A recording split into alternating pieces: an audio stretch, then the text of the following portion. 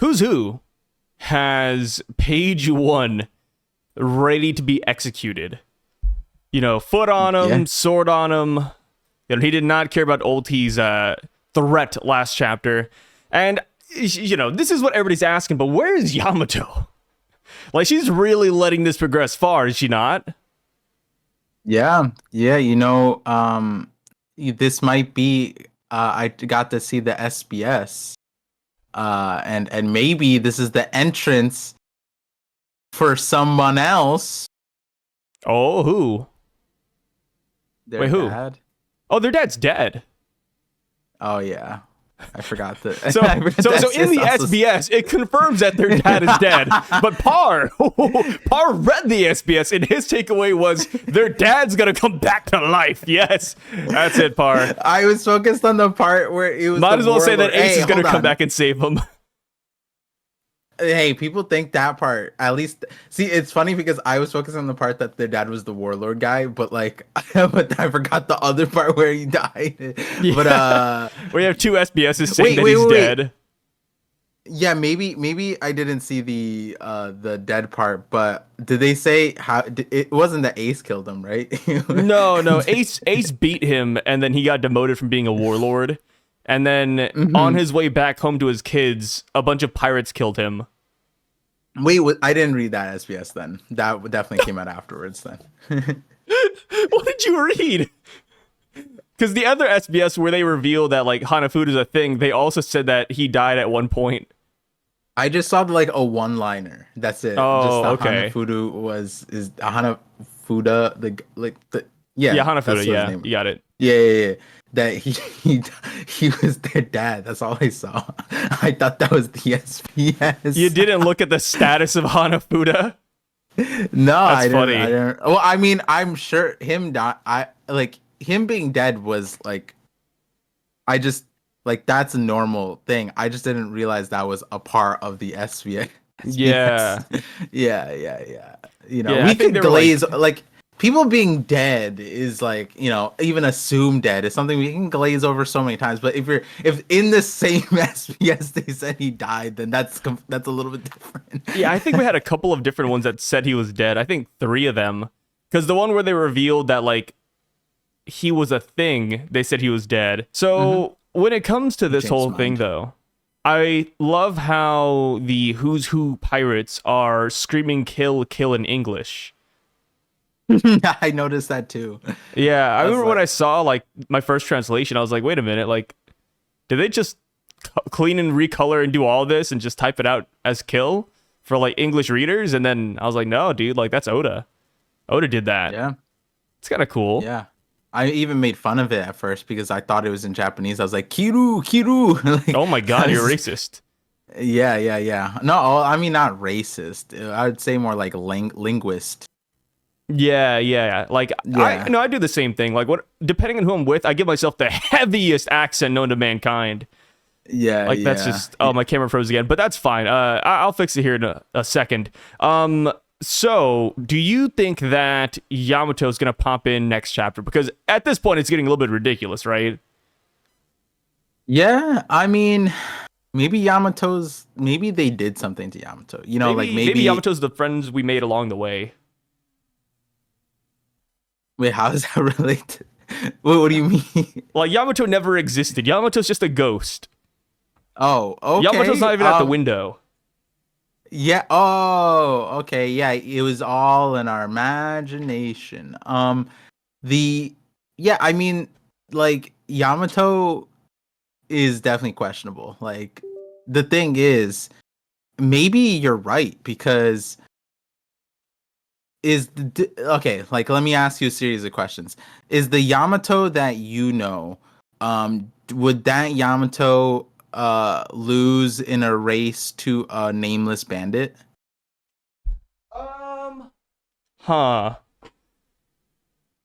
If they had a good head start, yeah. Like, you gotta imagine Yamato was asleep at the time. Okay, would the Yamato that you know, would they be allowed, like Tama's with them and then some person was able to grab them and put them in a chokehold before Yamato could even react? Is that the Yamato you know? Yeah. Okay.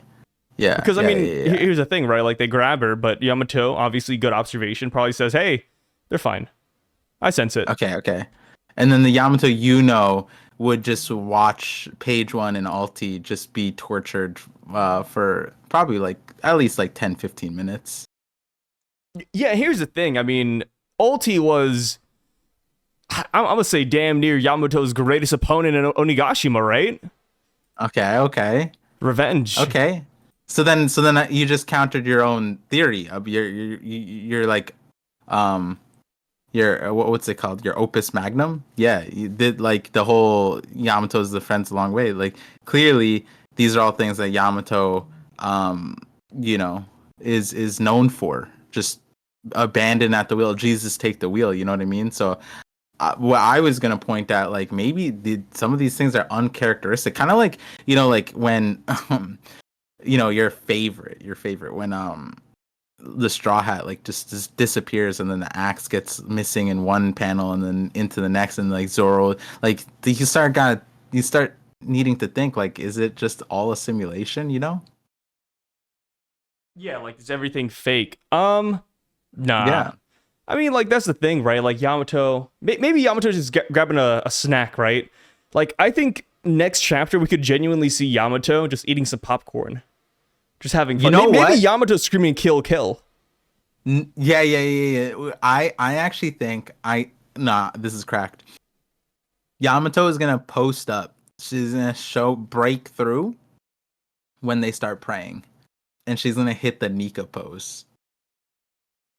Oh. Yeah, Yamato does the Sun God Nika thing. Oh, and then who sees God because he loves Sun God Nika, so he's like, "Oh God, yeah, what's happening?" Yeah, and it's gonna be the rerun of what?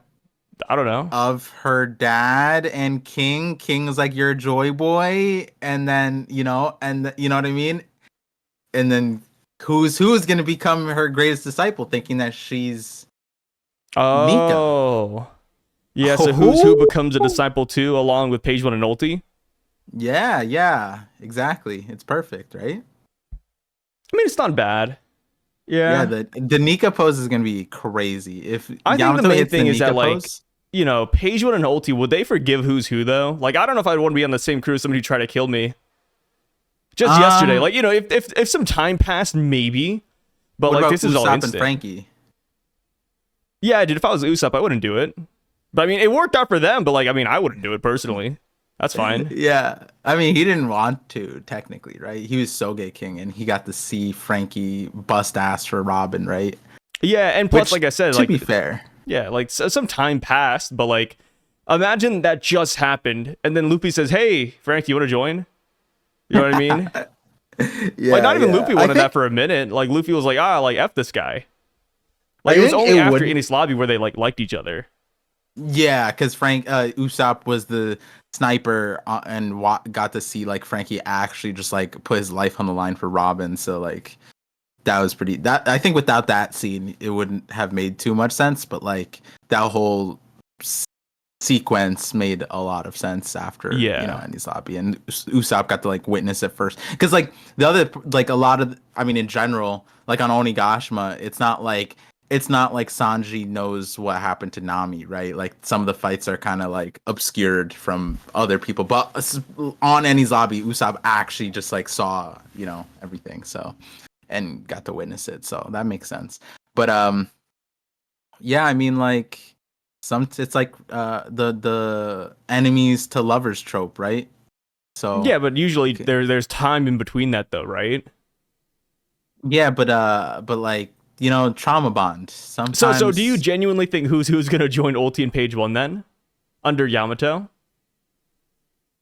Maybe after some time. Like, okay, yeah, so exactly what I said. Okay, cool. But Sai, you have to understand we're in cover story time. So maybe like 2 cover stories. That's because like that. Insane amount of time could it pass in like 2 cover stories, you know what I mean? Yeah, like, a lot can happen in 2 cover stories. Yeah, Enies Lobby was a day, right? So like in a cover story, maybe 2 days go by. I mean, Onigashima was one night. That's how it is. Exactly. Yep. See, Cover story. It's like the hyperbolic time chamber of One Piece. The cover story. Yeah. Yeah. Huh. I'm looking at And then who's his kimono. There's just like giant X's on it. You see that? Like fluffy, furry X's. Yeah, fluffy furry X's is one descriptor. Yeah, yeah. It's kind of odd, is it not? Like, It looks like plus signs. who designed that? I mean, no, not really. Yeah. It's like when you saw Sommer's chin and you're like, yeah, it's not a cross. It's actually just a plus sign. It's like, okay, you mathematician. All right, go back to your Microsoft call center, buddy. Actually, no, this one's multiplication. This one's multiplication. Yeah. Save that when you're telling me my Windows activation key. Yeah. Well, that's crazy. That's crazy. I wasn't even... So going to the first page of the chapter, Nami, Road, and the two guards, they're going to the party, mainly because Nami doesn't care about Loki and because, she was really just there for treasure. And it's funny. It's a good gag, right? Like, hey, I wish we could have robbed the castle. And then Road's like, Nami, quiet down a little bit. And she's like, Loki, giant diamond eyes. I don't care about any of this. And then the guards are like slowly waking up. It's pretty funny. It's a good little gag. What did you? Because like I was like, yeah, what you were saying, I laughed at that too. But I was also like thrown aback when like the translation for me said ultra rare Nami. Is that what did you get on your end? Oh, they've been saying ultra rare for a while, ever since we first met Road. Really? Mm-hmm. Dang, I never paid attention to Road like that. Yeah. So back during it's like a Viz thing. I'm assuming you're looking at the Viz translation right now, but yeah, like so Road says Nami Did Tasso. the Viz come out? Yeah, like so Road calls him Nami Tasso, Luffy Tasso, Zoro Tasso, Chopper Tasso, etc. Yeah. So Viz, back when we first met Road, always translated Tasso as ultra rare. Oh. Yeah, so this has been like an ongoing thing for like a while now. Wait a second. Wait, is this the official or am I reading I thought I'm not reading the official yet. I didn't even realize it was out yet. Let's see. Yeah, good old Sunday, man. Yeah, I forgot. Well, also because we're a little bit earlier, so I didn't realize it came out. Yeah, interesting. Yeah. Because it's their reasoning is because Road is like an anime nerd, and since he's collected them like dolls, they're treating it like a gacha game. I didn't know that's what Tasso referred to. It does not. So Tasso like doesn't mean ultra rare. That's like a Viz only thing. So I kind of wonder what the anime is gonna do. Like, I mean, obviously they're gonna say Tasso, but like, will Crunchyroll or the English dub say ultra rare? Because I feel like that's like a mouthful, right? Like, yeah, that's interesting. Be a little bit odd. Like, how do they lip sync that? But I guess it's probably like slangish, like probably like they were saying it's like the otaku stuff, right? Yeah. So it's probably like slang that kind of they use it to mean that, Yeah. I mean, I just feel like when we get the dub or like the actual subtitles from like the localizers, they're not gonna say ultra rare. Yeah, but I'd imagine it's like if you wanted someone to say, like, there's some English equivalents. Like, if you were to translate English to another language, and like I'm gonna say something that like probably either people are either too young or they're not from like I think it's an East Coast thing. It would be like if someone were to say, if I was writing a character that was from the East Coast or something, and they said like, "Oh shit, it's brick titties outside," right? And then you would try to translate to the Japanese. I don't know what they would say, but it's like it's stone boobs out there. Like what? So the translators would have to be like, probably it's hard really boob. Cold. Yeah, it's really cold outside, and like people would be like, "Wait, is that what brick titties mean? Is that?" And then to be like, "No, but like yes." So that's probably what that is with like Tasso. Is probably just like it means that to them, but like we can't really properly translate that normally, which probably alludes to the fact that Syv and Par is an otaku, right? I don't know. I don't think he is. Oh, well, like I don't think he is. Because like we question if he's like the arbiter of truth on a lot of the translations, and like this one's a niche one, like if you're not an otaku, then maybe you don't know, you know what I mean? I think it could be like something he probably looked up in like a Wikipedia article. Dang. Yeah. Maybe. Good old Rest in peace. Wikipedia. I'm surprised Good that old Road Wikipedia. and Nami just don't go down there with Zoro and Luffy, you know?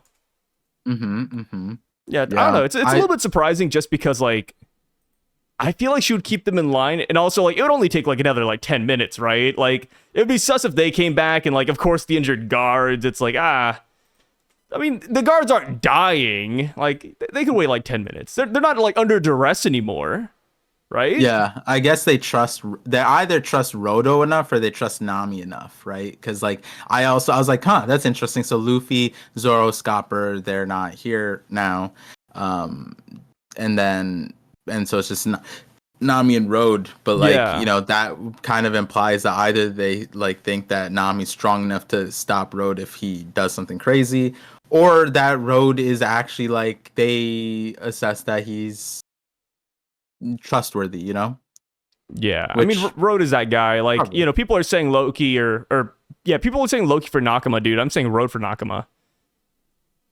What is wrong with everybody, bro? Stop this nonsense. No Nakama, bro. We're done with Nakama. It's the last saga. What's the point? Everyone's gonna be there. Who's gonna be there? Okay, we don't need more crewmates. Yeah, but the crewmate's a different status, though. It's like, okay, yeah, your Grand Fleet level, your country level. Okay, how'd that go for Yamato, huh? Nakama level is better. Yamato? I mean, there's still a chance. You never know. I mean, Odin's journey had Odin, like, leaving Wano and leaving everybody behind. That's fine, but my point is that how Oda handled Yamato is the best case scenario. What would Yamato being on the rest of it? We literally talked about this last week about how if Yamato was in Egghead, Oda would have to backseat Yamato. Like, we literally discussed this. Oh yeah. Yeah, so moving forward, why would it make Loki, especially after reading this chapter, at the end of it, Loki doesn't even fit on the goddamn ship. Loki. But that's the thing. I mean, you said it yourself, it's the final saga, dude. Like, might as well have all the overpowered characters on your side, like, on the crew, Like, I don't hate the Loki theories. I don't agree with them, but it's like, sure, dude. Like, I mean, this has been an ongoing thing. Like, every new island, boom, new character. Yeah, are they gonna be the next Nakama? Like, that's just how it goes, man. Okay, see, I remember a goalpost for a lot of the Garrett, Yamato, whatever, is being on the ship, like sailing on the ship. And my question to anybody who says Loki for Nakama is how does he fit on the ship? His foot is bigger than the ship. His shoe could be a boat for most people in the One Piece world. Is he just gonna swim? Is he gonna do the backstroke and pull the Thousand Sunny? Is he gonna become our new, like, Sodom and what's the other thing? Oh fuck, I forgot the name. The King Bulls on Water 7. Is he like, how does he get on the ship? Does he wear it as a hat now? Like, I don't know what you guys want from Loki. Does not. I mean, you're underestimating Loki's height, bro. He could just walk. Oh, yeah. Like, I don't know what you're thinking of. The ship. You can't get on the ship. Yeah, but I mean, he's attached to the ship, though. I mean, that's all that matters. It would be mad funny if he. That's like saying Zoro isn't a part of the crew right now because he's not on the Thousand Sunny. It's like he still is, bro. That's not. No, even the same thing. It's the same thing. No, it's not. That's the same thing. Craziest. Oh god! Did you see that Nami left the Straw Hats in this chapter? She's not on the Thousand Sunny. Oh, Par, what are we gonna do? We need a navigator. I'm gonna do the same shit to you later when you say something. I'm gonna make some random. What do you mean? I didn't say anything, bro. Like, I'm just repeating what you said. It's you could tell we just woke up. You could have had. Yeah, I just woke up. This is the earliest I've ever woken up in the past couple of months. I'm dying, Par. I'm dying. I was worried. I was like, is Sai gonna make it? Like, this is. I'm so tired, bro. Yeah. That's crazy. Like, I'm trying to think of an example that you could have pulled out. I'll think of one, but like that was a terrible rebuttal. But man, that was nice. Yeah, I got you, dude.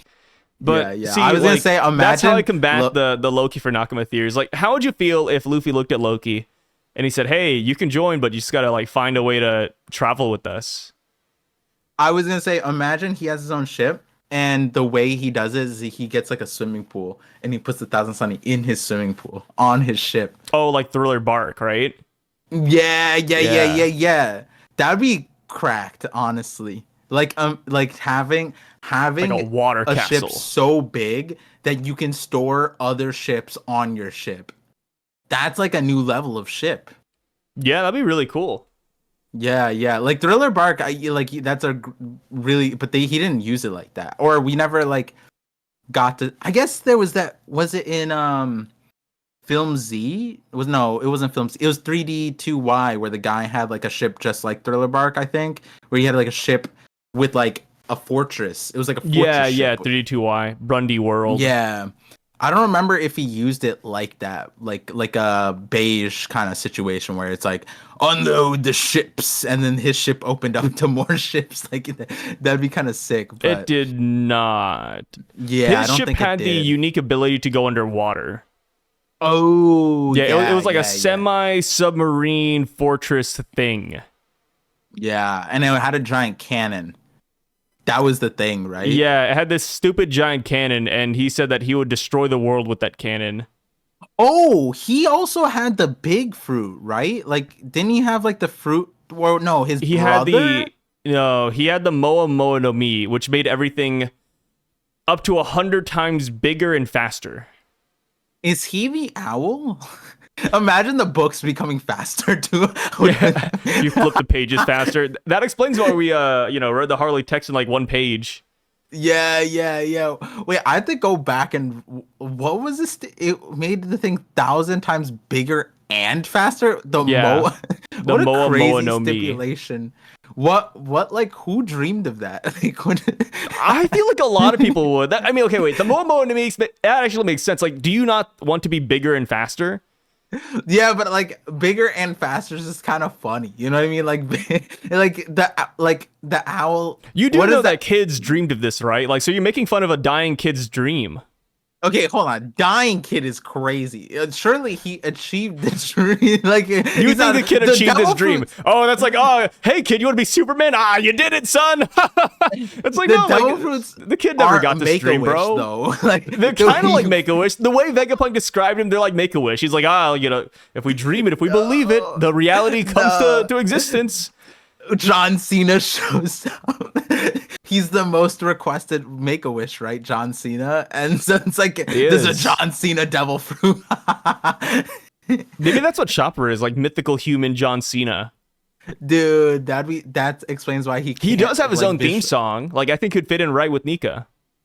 Oh, yeah. Maybe he's Bink. He could be Bink. He does have that scene where he does like the Bing Chiling in the car. He does? Wait, you don't know about that scene? No, I do know that he learned Chinese through the WWE though. Yeah, or no, Mandarin, he speaks like almost fluent Chinese, and like he was eating ice cream, and he was just like blah, blah, blah, blah, Bing Chiling. From what I heard is fluent is true, but like not great fluent. Like he still sounds like super American when he says it or whatever. Whoa! Now you hate on people who are trying to learn a different language, bro. Well, that's crazy. Oh, did you know that John Cena can't overcome the accent he has as an American? It's like, whoa, well, he's trying, man. He's trying to learn. Leave him alone. Well, it was like it was like he learned it like 30 years ago, and he was saying like, "Oh, I'm great at Chinese," and then he started speaking, and then people in the comments are like, "Yeah, that wasn't that great," and I was just like, "Oh shit, I thought it was amazing." Yeah, that's the thing. From my standpoint, I'm like, "Damn, what do you say? That's crazy." Like the people usually say that are people who only know like one language. Damn, you're probably right. Actually, no, that's not. I don't think that's true because most people outside of America know like more two than languages. one language. Yeah. Most people are like trilingual outside of America. So, but also like certain languages just kind of flow together though. So it's also like easier to learn certain languages at the same time. That's true, but also a lot of them all know their language and then English and then something else. That is true. So yeah. Whereas the English, we just know English and then we're because like I remember like back in the day, they're like, "Hey, we're learning English and Spanish," and it's like, okay, cool, and then that was it. Yeah. Whereas like they're Nothing just ever else. born knowing more languages than us. That's just how it is. Their schools just teach better. Yeah, they call Yeah. it the Momo no Mi effect. Yeah, bigger and faster. Bigger and faster. Languages. You know it. Yeah. So Crazy. we go down to the Treasure Tree Tour Group. That's the name for them, which is kind of funny. We see Ripley and Frankie. They're just walking. They're like, yeah, every branch, houses something different. A lot of history here. Makes sense given how big this tree is and how long it's been here. But we learned about a place that used to be there called Hagen Village. One day, lightning struck it. It went up in flames, and then they just had to cut that bitch off. There was no way to stop the fire in time. It was spreading way too fast. So instead, they cut it. And I never thought about this, but how the hell did they cut this branch? Who did that? Because that's like a big branch. Like, you could see Ripley and Frank. I mean, you could almost not see Ripley and Frankie in that same panel. So whoever cut that, they're quite the swordsman, right? Yeah, Zoro's got his work cut. That's probably thicker than Thicker than blood. No, not the giant Jack on Skypiea. Yeah, I could see that. Yeah, also it's made out of wood, so Oh my god, and not it's just Adam wood, any right? wood. Yeah, so It's this is Adam not wood. just thicker. It's also sturdy or durable. Yeah, wood it's that like can survive 10 cannonballs. Oh my god. +10 durability. That's insane. It's like at this point, Adam wood is just. I mean, steel is impressive, but it's just like steel, like glorified steel, but in wood format. It's kind of funny because like the history of this tree is that like it survived war, bullets, fire, explosion, and then they go like, oh yeah, it's burning so quickly. The reason why it survived is because we kept on saving it. God. One day lightning struck the village and started a fire. So this tree can't even survive weather. Like what? What are we talking about? Yeah, it wasn't like Anel. It wasn't Kieran. It's just lightning hit it. That needs to be studied in the sense of like the part where it's like legends are kind of overrated in the sense because Frankie's telling of the Jewel Tree Atom was so off base. Like I get it. We went back in the translations like yeah. I guess he didn't say that there was only one, but the way he talked about it, it was implied that there was one. It was like a one. And I remember you and I even combated our common sense where in the film Gold, it was just casually in his backyard. And we're like, it's just a movie thing. Surely there isn't multiple in the world. And then Ripley goes, yeah, this shit's basic as fuck. And there's Adam trees all over the world, man. This is just the biggest one.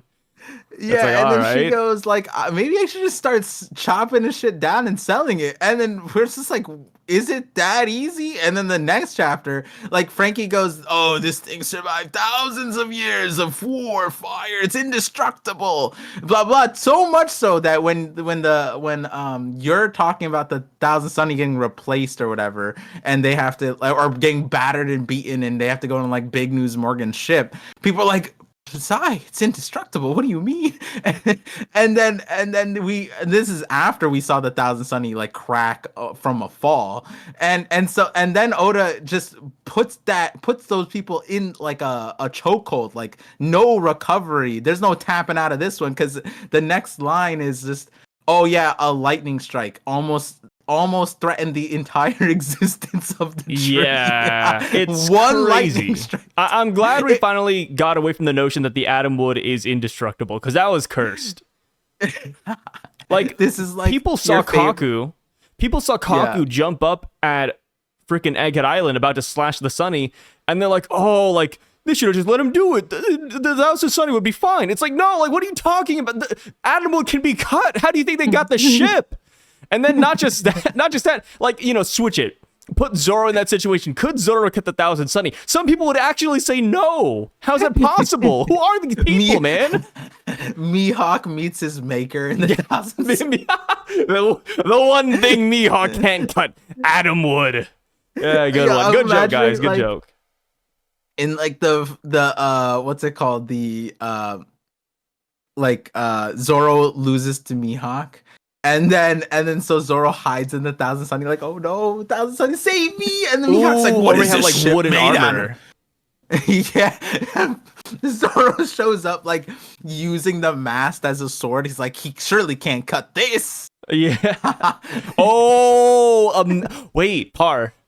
I think we kind of cooked actually. Okay. Remember Are back we in cooked? No, we're cooking. Remember back in Zoro's childhood, him and Queen and all the other kids, they sparred with wooden swords. Imagine Zoro's final 3 swords are just wooden swords, all atom wood swords at that. Okay.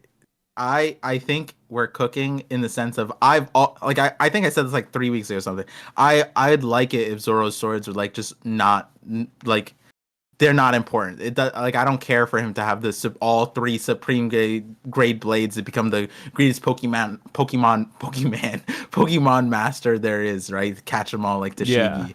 I don't care for that. So the wooden swords going back to the OG days, that's kind of sick. It's not bad, right? Now, yeah, you put an atom wood there, that's kind of cool too. You know, I like that. That would be, I think it'd be pretty cool to like flex on like some of these guys who just born with a supreme grade blade, you know what I mean? Like a Fig Garland probably come out the womb with a, you know, their own like S tier sword, right? They're lame, you know, that's lame. So it'd be kind of sick. And then, it's like that analogy or like that metaphor where a guy picks up a piece of poop and he tries to give it to people, and then everybody turns him down and they're like, yeah, I don't want your poop. And then the guy goes home, he washes the poop off, and there's like a diamond inside. No, this isn't what people say. That's the wooden sword, dude. That's the wooden sword. No, like, people don't want it. No. And then Zoro keeps it, and then like everybody makes fun of Zoro, and then boom, there you have it. It's the strongest wooden sword in existence. Okay, I don't disagree with the analogy, but you brought the analogy as if it's like a time-tested, like our family, like this is like a folklore of humanity. Like nobody knows this story. What the like? I'm gonna literally look up like old folktale poop diamond story. Like that's not a thing. Like it is. Or like the guy that's mining, and he gives up, but like one more foot later, he would have hit diamonds. It's the same thing. Yeah, he didn't mind the poop. Like no. So that image actually has multiple versions of it, and there's one where the guy's mining, image? and it's under a porta potty. What? That is a porta potty? This can't I'm brain rotted, man. Porta potties didn't exist for that long. Are we talking about the green ones? Like we're talking about outhouses. Like why was he mining like an outhouse? Why was he mining there? Because a diamond field is behind it. Alright, this is some made up bullshit, bro. No, just never give up. Always cherish what you cherish. Don't believe in other people. Nah, sometimes. Okay, you know what? No. This has to be one of those horror games you played like on a stream. This has to be one of those. No, it's not. Like one person played it. You're the one, like the one guy who played it. I'm getting one guide right now. Like this is a weird version getting one guide. Like this is one person. No, I promise you, everybody in the comment section, they're gonna be like, yeah, I know that story, Sai. Yeah, my mom used to tell me that one. Like it's common. Did you see that crazy. The tree is actually a little bit hollow inside? Yeah, so I don't know if I was getting gaslit, and I didn't look this up, but because it's a branch, and I was like, wait, are branches hollow? And the people are like, yeah, branches are more hollow. Like, are they? The thing is, yeah, I guess that makes sense, but like I never realized because like the trunk is solid, but I guess branches would be more hollow, and it's like harder because this is like like you're saying, it's like massive, so it's like a 1 centimeter hole for like a normal tree for us would be like what we're seeing here. And I don't know if that, like, if some trees are hollow, and I was like, it kind of makes sense because if there were solid branches up there, that'd be heavy. So like I'm looking at it right now, and that is true. Yeah, branches are hollow. Yeah, so like I didn't look it up especially on stream, if they're old. Rationalized it as like it would make zero sense for them to be like a huge tree to have massive thick, because it would be like triple the weight if you just had the core there, you know. I have a crazy theory, but you know how like in every fantasy, like Lord of the Rings, there's like elves, there's dark elves, high elves. What if now that we see this hollowed branch, we see dark giants come out of it? Why do they have to be? No, it would actually make more sense that they were like light giants, right? Out of a no. Well, they're inside a hollow branch. They've been trapped in the tree. Yeah, so you wouldn't get melanin from being in darkness. You get melanin for being in sunlight. Well, dark elves don't exactly like necessarily mean they have melanin. Like they're just called dark elves. Same with dark giants. They're just dark oh, giants. oh, right. I forgot. This is before the time of melanin. I mean, they can have the melanin. I'm just saying, like they're just called dark giants, bro. Like dark elves, like they're literally just like what elves with like red eyes or something. I have no idea. You sound like an expert on elves. I don't really. I'm just saying, bro. Like the dark giant race is gonna come out of that hollow tree trunk and take over. It's like the movie Us with that Jordan Peele made. Yeah. They came out of a tree. They came out of the ground and then they try to take over. Yeah. I will say though, at least on that front, it's like so they said that there was a village called Hagen on that branch. Like, what do they mean by, like, is it just like chilling on top of the branch? But also, like, when they say that village, like, is that like, remember when they said like Loki's mom is from like another land? Does this count? Does this count as like another land? Like, she's not allowed on. Like, I don't know. And then where would the Yeti Cool brothers? Like, is this like a version of that? Like, they're from a different land or place, and it's like just branches that are so big and so far away? Is that how I don't think so. they talk about it? What happened? Oh, I said I don't think so. Yeah, like, is it Because like I mean, separate? this is still Elbaph, right? It is, but like the context of like the separated places, like when are they gonna show, like, is that gonna be relevant? Like, Okay, Loki's like mom... I see this place as like I see Elbaph as a country, right? Yeah. And then within the country you have cities and towns and things like that. Like that's just what this is. It's just a village in that country. Right. And but so I'm trying to But like, it doesn't negate the fact that like Saul, right? Saul did not live in Elbaph. He came from a different place, which obviously was not a part of Elbaph. So like giants outside of this place still exist. So like I don't think like Loki's mom necessarily, like for example, right? Or even Hardin's mom, like I don't think they're like, oh, like they live in Elbaph. They just simply came to this village. No. I think they actually lived off of Elbaph, like on another island. Or sorry, it was Hardin's mom who was off, right? Yeah, it was Hardin's mom. Was it Hardin's mom? Or was it because Loki's mom lived in the castle. Hardin's mom got kicked out, right? Right. Yeah. Sorry, mixed it up. The reason I was asking also is because, like, is it like when we got that kind of like not suppression? I don't even know if it's oppression, but like discrimination, I guess, would be, and it's not the same thing, but like it led to it was Dressrosa with the Tontatas, and like when you said like, oh, they're living underground and they just came out, that kind of reminded me of that. But like that was a place where it's like it's not like a separate place because it was straight up just a bridge connecting them, and I don't even know if I call that like it's not. Is that like a similar thing that's gonna happen here where they're just like when they meet another land, it's like it's right there, but also when they brought up like that thing, we actually like went there. You know what I mean? Like they kind of multiple angles. Like Law had a plan to go there, but he didn't know that the Tontatas were there. But like Robin and Usopp ended up there, and Zoro ended up meeting this like the fairies and whatever.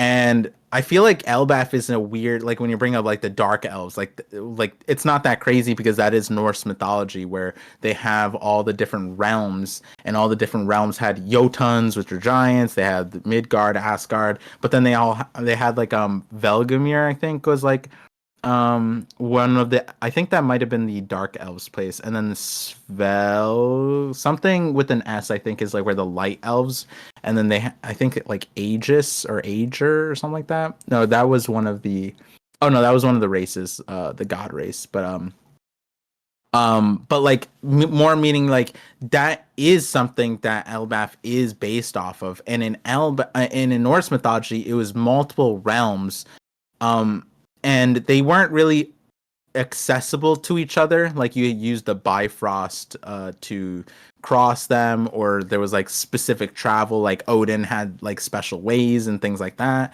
Um, but like in Elbaph, we don't have that necessarily, and it makes me question like how separated are these islands per se.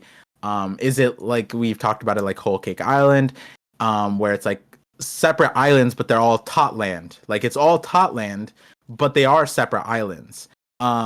And versus here we do have this massive tree that like can reasonably separate. Like even when you step back, like Elbaph is massive even for a giant. It's not like just by being a giant Elbaph is like a normal sized island. No, Elbaph is massive and it has 3 tiers of it, and it makes you wonder like maybe there's a world where it is still connected like by a quote unquote bridge, so to say. But it's not like, I guess even to their own land, they have a giant bridge going from the Sun Realm to the underworld. And I wonder, like, does that apply elsewhere? Maybe, and also the cloud travel makes it interesting too. But also the fact that we do have like even without the ancient giants, which I'm wondering how where did they just did they always just coexist here? But also like the Yeti Cool brothers, like that's a race too that kind of interesting. Like when you think about when you said dark elves, or not dark elves, like dark giants living inside the tree, I immediately thought Yeti Cool brothers. Now they didn't make sense to be inside the tree, obviously, but I am wondering, like, dang, like, we haven't even seen anybody that looks like a Yeti Cool brother yet. But Oda specified them out all the way back at Punk Hazard, and that was also an arc where ancient giants was kind of like a, the numbers ended up eventually being related to that too, but also gigantification. So it's also not an arc that's separated from the giants too. That's like an arc demonstrating how desirable and how unique giants are, to the point that like the world government is paying for experimentation to create giants. So I do wonder if like that line of logic you had, like, is this where other giants are, like inside the tree, or maybe they're locked up, maybe there is a place underneath the tree in itself, maybe the tree is hiding something, like when we talk about Ragnarok and cutting down the tree and breaking, maybe it's like releasing, like if you think that if Loki thinks that being sun god and like Ragnarok is like what he's gonna do and chopping down the tree is that goal, then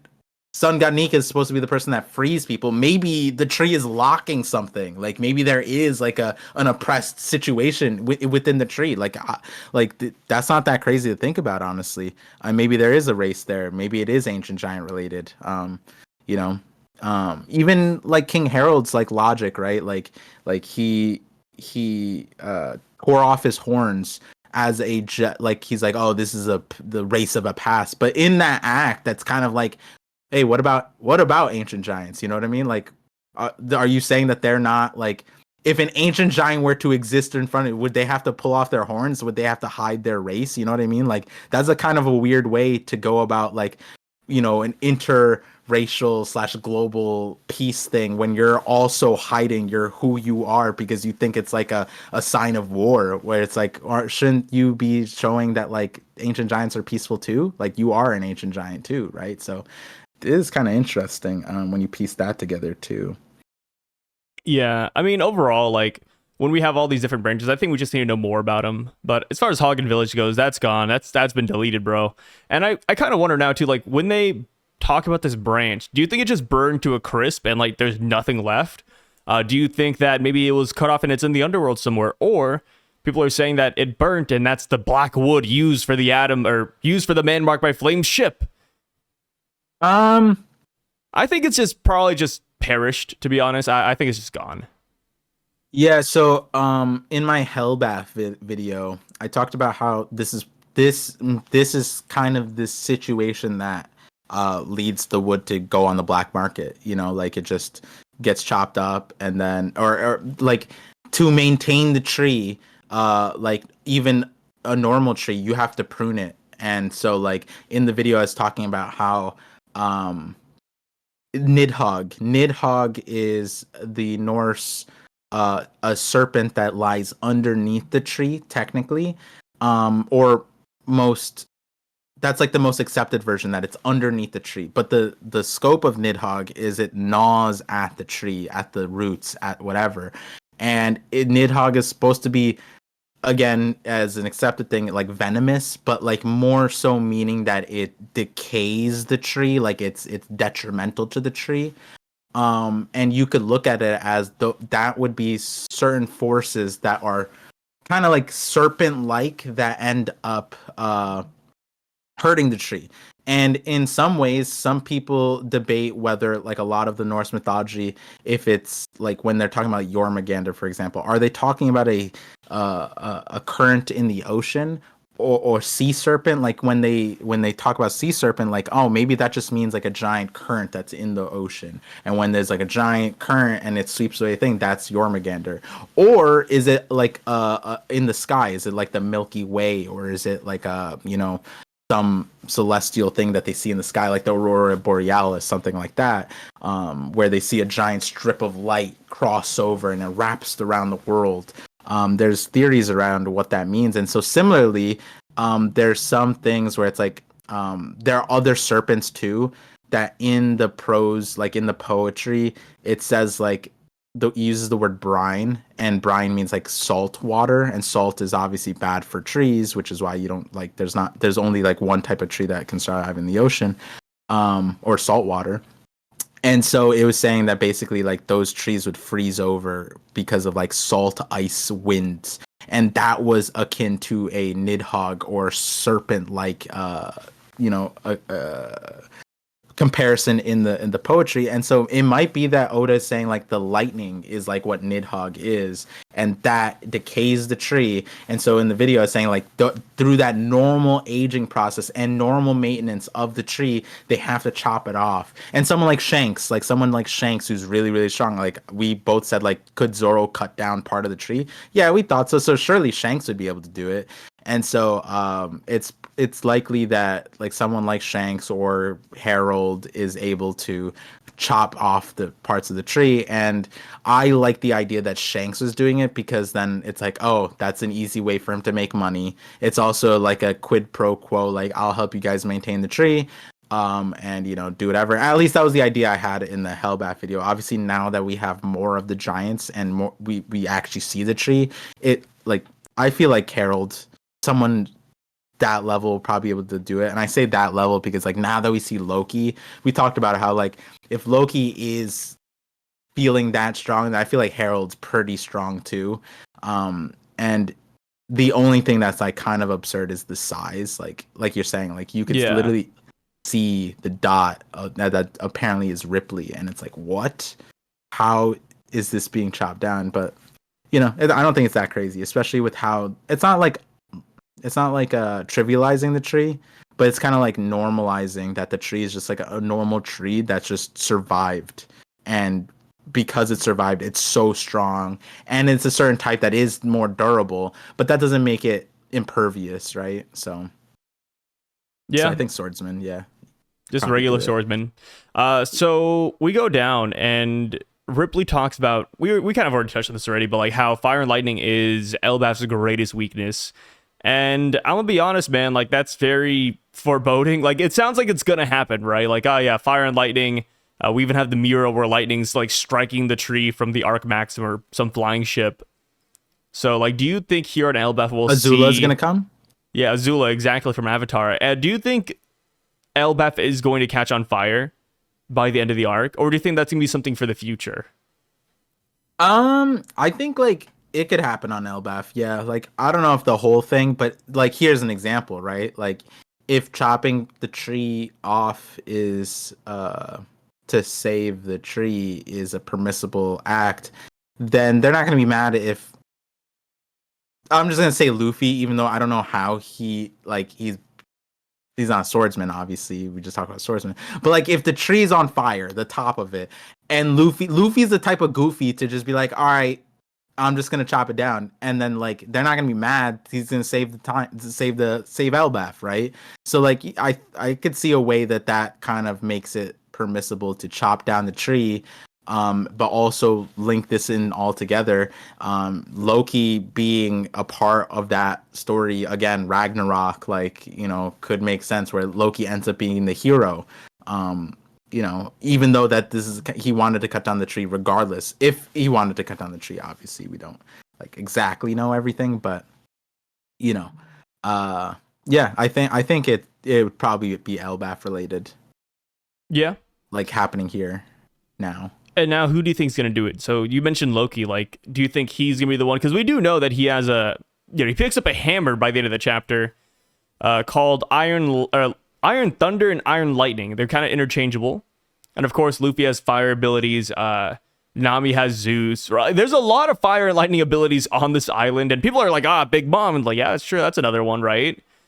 And then, of course, we have the ominous thing with Enel maybe coming back into the story at some point. God knows why or how.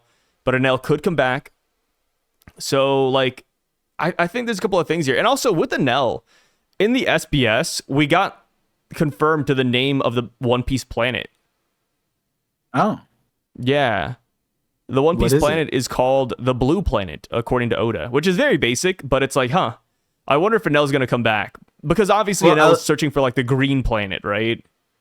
I wouldn't say that was necessarily confirmed, but that's like saying that's like if Martians came down and were like, oh, this is planet X2Y. Oh, that's the name of the planet, because technically that was Burka who named it. Like, oh, we want to go, and they had never gone to Earth before. Yeah, they aspired to go to the blue planet. That was what they wrote. So yeah, like I wouldn't say that that's like necessarily confirmed, but they've called it Earth before, pretty sure. Oh yeah, I was just saying like what Oda said, because somebody asked in an SBS, like the last one.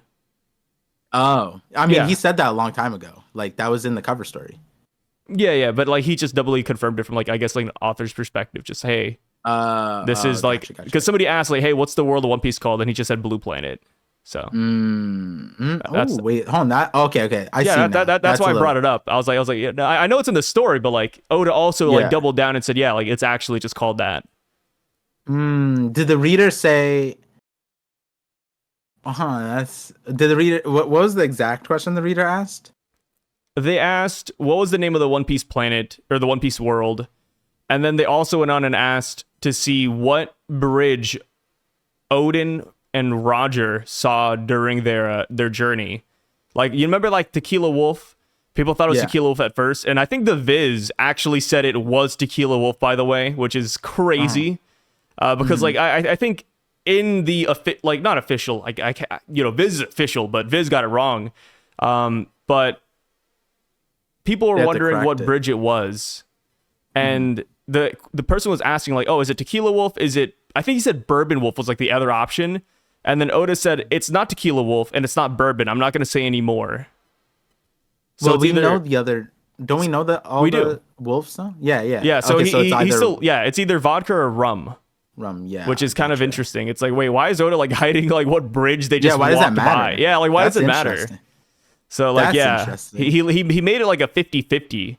So Oda like gave him the answer for the planet, but did not answer what bridge Roger passed by. What the heck? That's but also so the random. Viz, like, they took that leap and they said it's Tequila Wolf, y'all. So that's you know how it is. So interesting. So maybe the Viz will go back in time and fix that too. We'll see. Why would it matter? Like, so the one that Roger and because didn't Whitebeard also crossed one too, right? But that one was Tequila Wolf, I think. I don't remember exactly. I feel like we saw it multiple times, but yeah. And then we all just assumed it was Tequila Wolf from a like, oh, where is this? Like that's someplace we know, right? Yeah. So that's not that crazy. But from a translation standpoint, it is kind of different to like label it when there's no label. Yeah, and so, but on Oda's side to say something so random is like that's like the twin brother thing, It's like, oh, does a Shank, and then it's like redacted a little bit. It's like, why couldn't you just say that there isn't? I don't know. Yeah, it's like why, and then we know now why he couldn't just like say anything, or he did say something and it was redacted. And it's like, wait a second, like, why is the wolf Why are these bridges like that important that Odin and Roger just simply sailing by one? He needs to redact it for us. What in an essay? Oh my god, that's so Oda's obnoxious. Yeah, it's crazy because like we know nothing about the bridges anyway, so it's like it wouldn't have really done much at all. But I guess he's just building hype for the bridge. Yeah, I mean, I could see us going to a bridge one day, like going to one of these bridges. Yeah. Because we've only seen one, so yeah, so send us to the others. Yeah, surely the Revs like have to visit the others, right? They can't just do one and done, right? Like they have to go to the rest. Yeah, it could be. I mean, maybe they are just one and done. I forgot what it was. Like the Revs don't stay in one place for too long. You know, like it's just gonna get taken over again soon. I think Kuma visited. Kuma also visited one on his solo. Oh no, it wasn't solo escapade. It was like a rage escapade, right? Like when Ginny was taken and he was going like. He was still part of the Revs at the time because it was before Ginny, I think. And he was looking for the cure. No. Or was it when he was for Bonnie? Okay. Because there was 2 times. There was one where they were like, "Hey, chill out, Kuma." Like and he was just like on a rampage. And I forget if one of the wolves was one of them or if it was when he was looking for the cure. I think it was raising Bonnie.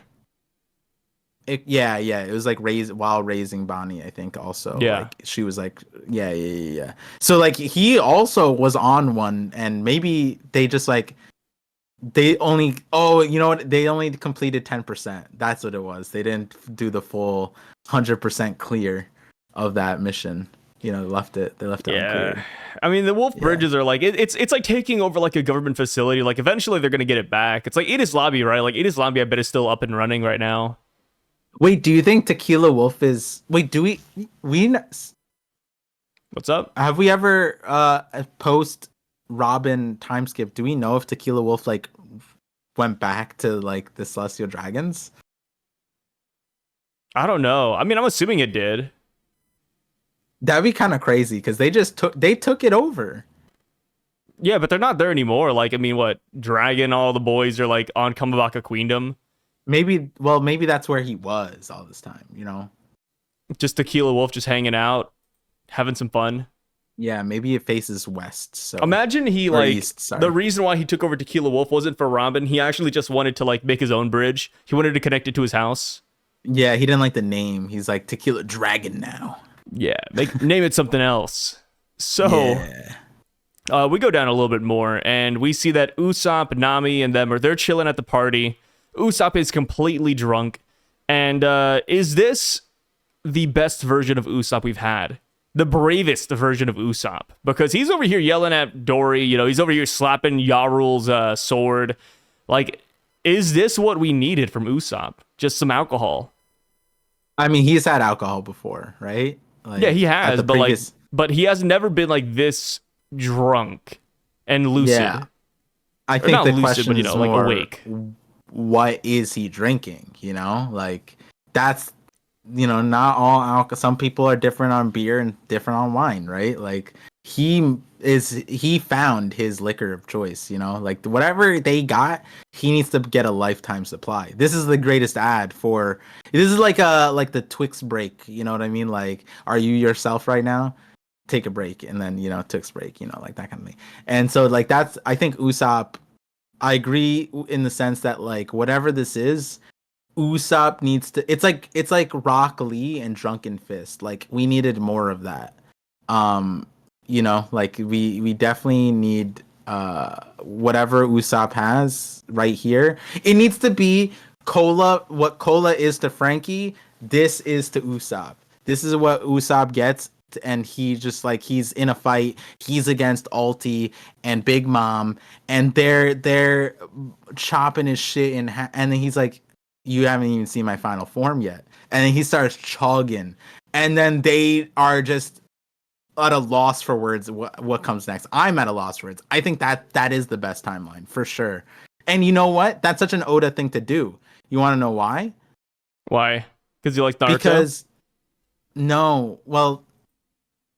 That part is kind of debatable. He likes Kishimoto. I don't know if he likes Naruto, but you know, especially with the Raizo depiction of ninjas.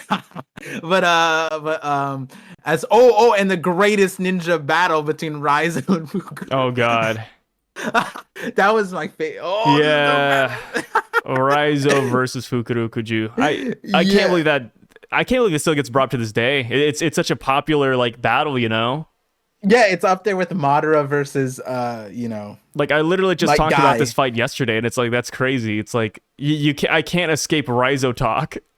Yeah. I mean, like if we were to rate ninja battles, it's like Madara versus Might Guy, and then Kakashi Obito. That's a good one. And then Naruto Sasuke is there, but that's like that's not fair. That's like God versus God. That's not like Yeah. not really.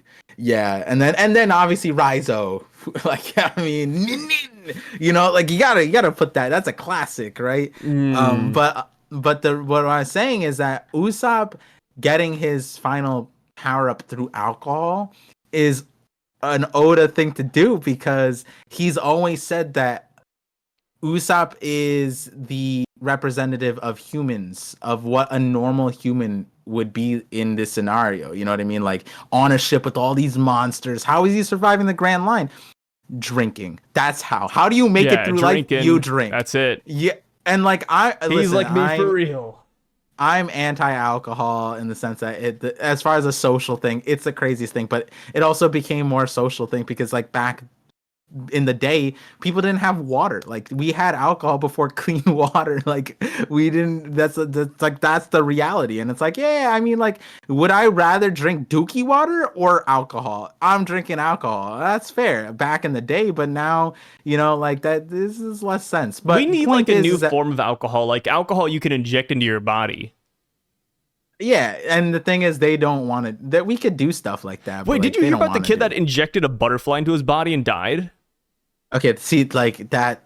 No, I didn't hear about that, bro. He did it as like a challenge. He said, "I'm gonna inject this butterfly into my bloodstream," and apparently he went through agonizing pain for 7 days, and he passed away. It's like, bro, I don't know, man. Like, you try to feel bad, but at the same time, it's like, bro, you didn't have to do this, dude. Like, in what world would you have made it out okay? See, this is probably my least part hot take, where it's just like have you? I think it was a stream with you. Well, I was on the stream, but you're talking about it. It was Galaxy Gas, right? Oh, Whippets, and it's like, yeah, Whippets. That's what the kids are doing now. And if there are impressionable kids in the chat, I'm impressed. I want to impress on you that absolutely do not do that. Okay, that's the silliest thing I've ever heard and I've seen, and we saw it, and it's crazy that people. This is an actual trend. I've told normal people. It's been a trend for like decades. Yeah, well, like, but it's becoming more popular. Like, yeah, you can buy Whippets on Amazon. Yeah, and you can get overnight delivery right now. And I told normal people about this, and they're just like, "What? This is a thing?" People and to that, and this kid with the butterfly thing. Well, not this kid, but like because he died. He died. Yeah, he's gone, dude. Okay, so I can't talk to him, but other kids who want to do butterfly injections just drink. Like that's the why like prohibiting alcohol also isn't the choice either, because then you're just pushing people to do crazy shit like that. Like what the fuck? Just drink this. So I'm sorry. Like, it was a 14-year-old boy. He mixed a dead butterfly with water and injected himself with it. Like he's American? I don't know. Brazilian. Okay, see, I was gonna say like you wouldn't hear Russians doing that shit, because the Russians, like, at 3 you're just drinking. Like you're not like a 14-year-old like, do I drink or do I inject butterfly into me? And they're just gonna drink, right? Like I don't know what they were trying to achieve, but like I'm obviously somebody had to take the fall though, because like what if that was the winning formula? Like imagine he survives and he becomes like a butterfly man.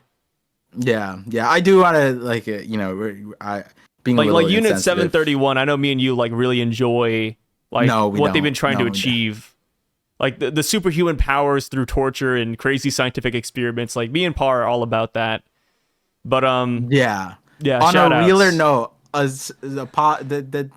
being a kid, like it's the one, like I was joking about it, but then like we joked about a lot of stuff with the Titan sub and like all those people, but the one that we felt bad about was the kid, right? Yeah. Like, and that's the thing. Whenever it's like a kid doing this like silly stuff, it's like and dying, it's like, you know, you can't joke. Like they're kids, right? Yeah. For me, it depends on how reasonable it is to get in that situation. Like for the guy for the kid in the Titan sub, it's like, okay, like, you know, his dad's there, it's a once in a lifetime experience. Sure, like he probably thought it was safe. Like he, you know, they signed on with somebody else who should be an expert.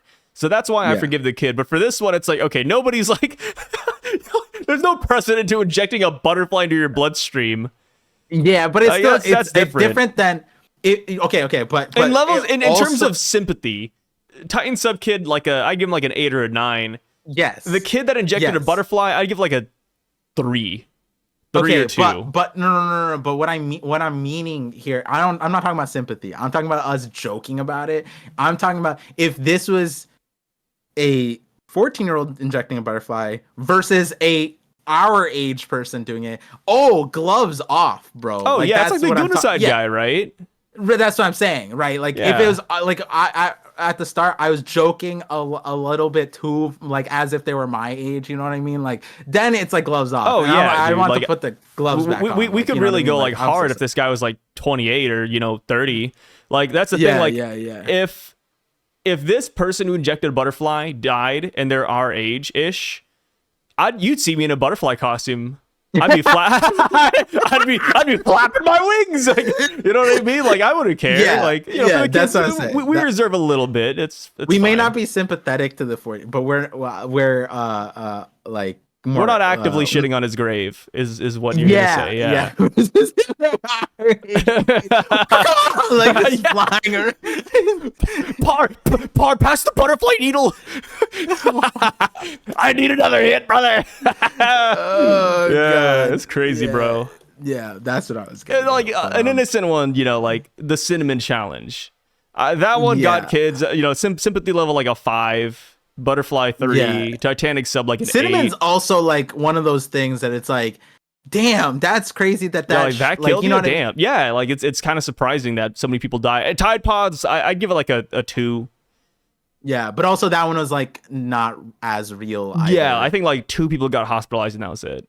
Yeah, I don't even think there were deaths over that. Yeah, right? It was just like a meme. It was just like that was literally. I think that was actually literally a one guy like a nationwide one guy moment. Fork in a socket. I'd give that like a 3 as well. Because it's like you should kind of know. You should know. You should know. Okay. Come on. Different. Okay, 2025, sure, but that thing is like a 1970s kind of thing where electricity. How about this? You're the first 1,000 kids that gets electrocuted by that. Sure, pass. But if you're past the 1,000 mark, then the sympathy drops. You know, like because when word spreads and you hear about it, you're like, you know what I mean? Like, no, don't do it anymore. I'm not doing a first of the population. I'm doing timeline, like because like keep in mind like when electricity first came out, it was like magic. You know what I mean? Like they literally didn't believe it. How could you, right? It took decades. It took like 50, 60 years for like it to become not just like obviously mainstream is like a different thing, but also just like understood. People just like I would say most of the population sure had it, but it's not like they understood. I would argue that if I asked them, how does electricity work? I don't think that most people still to this day probably know the electron transfer, that kind of thing, of energy. And a lot of it, they'll be like, yeah, sure, bro. And the earth is flat. You know what I mean? Like, that's the kind of shit that they just accept. You know what I mean? They don't know how it works, which is why I'm like, okay, for the first 40 years, if you did the fork in the socket thing, maybe not the smart, like that, you're tempting magic at that point, right? But maybe you wanted to be a magician. I don't know. Like, maybe there's some crazy stories about Billy Bob. Next stream, like you should dress up as Electro. Also, and then I'll be the butterfly guy. The way they like, what's it called? Brought it into like mainstream. Mainstream was like these circus magic tricks. Like Tesla went out and did like the Tesla coil and did like showings for it and like magic shows because they needed to like get people to see it. And so that was like one way of doing it. I forget, there was another thing that was done too. I'm forgetting. But Yeah, it was kind of crazy. So like that one is a little bit different. But going back to the thing, Usopp alcohol. I think that we so many people made theories about including me about how Usopp can be the representative of people in the story of gods and all this crazy stuff and pirates that can level mountains in one punch. How does he do it? And like he gets the He gets really lucky. He actually just avoids fighting.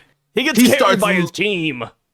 His lying hockey ends up becoming which lying hockey low-key is like an actual sort of thing, but like no, Oda's just like, no, it's just drinking, guys. Like, come on, how did I do it? Drinking, smoking and drinking. It would be crazy if Usopp starts picking up smoking too, and he's just like a chain smoker, belligerent alcoholic, and it's just his final form, and he's just cracked. That'd be kind of wild.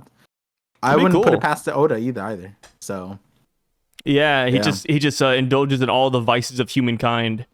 Yeah, that's why Oda did with Sanji. He needed to test the waters with like Funimation and see it, and then they're like, oh shit, they transferred the cigarette to a lollipop. So I can't introduce Usopp's final form yet because then they'll censor it.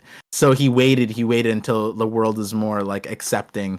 I don't even know if like woke is the word there, because like technically it became more like free, I guess, but liberal. It's like a weird way to say liberal, but like it was the sex and alcohol and smoking was like something that was more sheltered, but now it's like you can just see naked people on normal TV all the time. Oh yeah, now, you can hop on Twitter and just see it right away. Yeah. So now they don't censor any of that stuff. So Oda's like, time to bring out Usopp's final form. Yeah. And he is a lot braver, man. So hopefully Usopp runs into an opponent while in this state. He could totally pack him up. So speaking of Usopp, he also talks to Yarl and he's like, hey, like, how do you feel about our navigator? Beautiful, isn't she? And he says, yeah, sure. And then Usopp says, what's your type, old man? Yarl says that he's into older women. In some translations, it also says women older than him, which is why Usopp follows it up by saying, you're the oldest guy in the world. There's no way you'll find a woman like that. And, just like the fire and lightning comment, do you think this is, again, foreshadowing that we are going to meet an older woman in the series? Yeah, I mean, Emu could be. Yeah? Yeah. So, I think Emu has a really good chance to be that person. I mean, I thought Lily is another decent one, another decent example, because we don't know what happened to her. Like, we assume she's dead, but, like, it's not confirmed. Like, nobody ever said she's dead. And then next up, I thought of ancient weapons initially as well. Mm-hmm. Mother Flame. Mother Flame. We also have like what is it? The Shinobu comment where she said, mature women are dangerous weapons. So I was like, wait a minute, like, what's going on with that? Because we know that Shirahoshi is an ancient weapon, and she's a girl, not exactly an older woman, but like maybe if Pluton, maybe if Pluton and Uranus survived all throughout the years, maybe they're the older woman equivalent. But yeah, I thought that was a really interesting comment. I mean, Oda even titled the chapter after this, so this is definitely going to be important later on. So Usopp, in his drunken rage, obviously slaps a sword, or well, not rage, but like, it's just having fun. And that's when Usopp says, hey, does anybody want to pull out his Excalibur? Referring to the sword in Yarl's head, which confirms that the sword is not like a prop. It's not like a Halloween, gag. It's like actually in his head. The guy's actually lobotomized. And when I thought of Excalibur, hold on. Who thought it was a prop? I don't know. I did actually. Oh, okay. No, okay. Not a prop, but like a prop to us, right? Like where like, you know what I mean? Like the Cupid arrow thing, or like the machete in the head, but like it warps around your head. I thought somebody maybe like slapped Yarl on the top, and that did all the damage, and that's why it stuck to his head, but also did not kill him. Okay, I just wanted to clarify, because when you said it as if like some other person thought it was a prop. Like, oh no, it was just me. Yeah, I was like, there's no way, right? Like, there's no way he has like an actual sword in his head going through his brain, but turns out that's the case. Do you think that like his Biden moments are attributed to him being old, or are we just like on top of being ageist, we're also like ableist? Like he's actually lobotomized, and we're just like we're just terrible people. No, dude. If a guy's lobotomized, I don't want him making any decisions. Like, let's get out of here. Yeah. Like if yeah, you yeah, like that's fair. you know, like I'm not gonna take advice from a guy with a sword in his head, you know, like the wise elder Jarl That come in needs to- here, and then the guy's like, coming in and- looking like, you know, the Hunchback of Notre Dame, you know, missing half of his head and everything. It's like, no, I'm not gonna And trust you know this guy. what also What are we needs talking to be about? studied too. You know what also needs to be studied on this is His libido, because he's still into older women, dude. Like, I mean, how is he gonna pump it up? I mean, the older you get, the less brain. I think it's like the less brain activity you have, the more you go. Like that's like you go. You know, your Bunga body bunga has mode. like yeah. We go caveman. You know what I mean? Less intellectual facilities equals more. You know, your other head starts activating. You know what I mean? Like Is that but true? I don't think it is. I'm pretty sure. Yeah, when you As you get older, like the you get. blood flow, like it gets less strong. No, when you get, have you been to senior citizen centers? So They so be what so fucking, what, bro. what do you want me to type in? Do old people have strong erections? No, libido. You said libido. Okay. Yeah, libido. Do old age senior citizen libido. Type that in. Again, that's a good one. Yeah, that's a good one. I'll type it in. You can go Yeah, on while I look this up.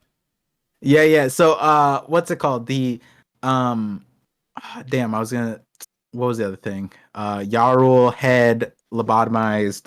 It says libido in older people can decline significantly due to physical, psychological, and social factors. No. Did you type in seniors? Okay, senior citizen center libido. Senior citizen Yeah. Do center that one. Do that one. libido. Because libido is different than like because I'm pretty sure they take Viagra to like get that. Well, shit yeah, okay, you going, don't count Viagra though. Yeah, because you said libido. The desire is separate from getting it up versus libido is different. I'm saying because you said libido. It says nothing about libido when I type in senior citizen center. Damn, this needs to be studied. No, it doesn't need to be studied. We already know their libido goes down. No, the libido goes up, bro. I'm telling you. No, it doesn't. It goes wild, bro. I'm pretty sure. Here we go. Does libido go up with age? No, it decreases generally. No, it goes up. This is one of those. No, there's so many. What the hell are you talking about? You're reading the Google AI summary. Sure, obviously, which is linked to an actual study.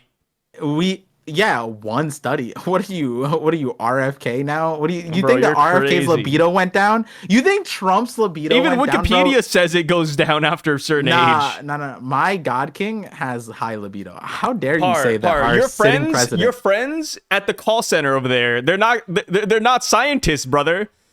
What? Why did you bring up the call center right now? What the heck? That's not even my Brown. That's crazy.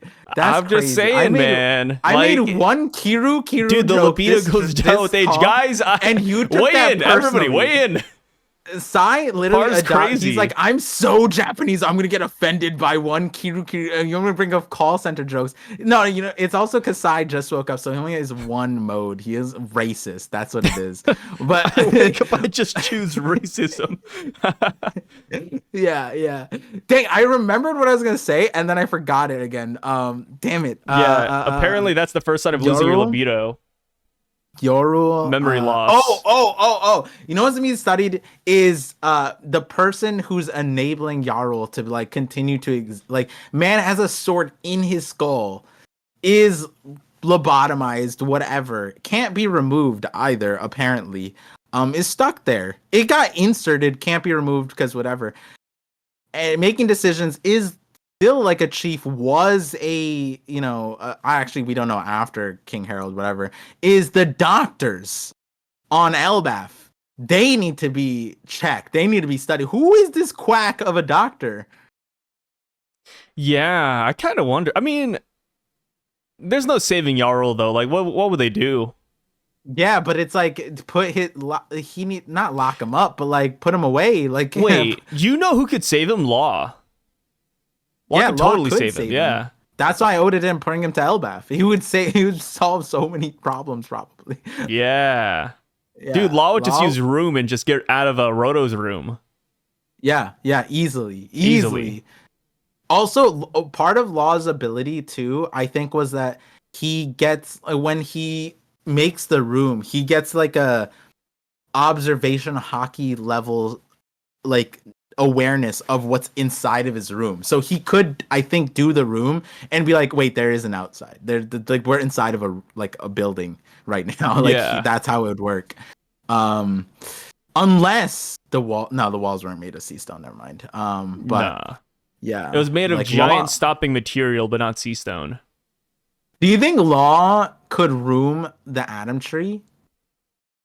Yes, but no. It's Like too he can't big. room the entire tree up, but he could probably room the width of it and slice it. Yeah. Yes. Yeah. Yeah. Do you think? And the Atom Tree surely is heavier than like Kaido and Big Mom, so he can't like move it, right? That's probably what it is. Yeah, I mean, like it all depends on like how strong he is at the time and like his master of the devil fruit. Like right now, like law of today, he can't do that, but law of the future, Law the maybe, or end like of law series. law in like small segments, yeah, he could do that too. Yeah. Like law could easily cut that branch we were talking about earlier, right? Just boom. True. True. Yeah. Yeah, that's true. Maybe Uh that's where Law's fruit originally was. It was here. yeah, could be. I'm looking Yeah. at this Excalibur line and I'm just like, bro, people, I mean, a lot of people, we have too, right? Like we're talking about like Usopp getting Thor's hammer and everything else of the such. And the thing with Thor's hammer is that like at least in the MCU, right? Like you have to be worthy to pick it up. Only one person can pick it up at a time, essentially, unless you're like Captain America. Uh, and now Usopp mentioning Excalibur, which is a sword that kind of runs in the same vein. I do wonder if Usopp will get like a one of weapon, right? Because Excalibur, right? Only King Arthur could pull it out of the stone. Like only the Mhm. chosen hero could. And it's like that's really interesting. And I went to like other translations as well. And Yeah. Usopp does say Excalibur. I thought it was like TCB fluff, just adding that in, but no, like he actually says that verbatim. So with Yep. that being said, like we're talking about all these moments that could foreshadow later events, like older women, fire and lightning. Do you think Excalibur is another one of those? It could be. It might not like. There's also the story behind it, like why, and I'm forgetting like Yeah. all the logic or the lore of it because like, the story essentially starts before or not before after like like Arthur pulls it out or whatever but the how the sword got there and why the sword got there that could be there. Excalibur itself, is an interesting thing because like he says the name, right? Yeah. Excalibur, which that in it of itself is interesting because like it's interesting because like this is like breaking the fourth wall a little bit where it's like our lore. This isn't even technically like religious mythology. This is like a folklore mythology, like the round table, that stuff. It wasn't really like a belief system.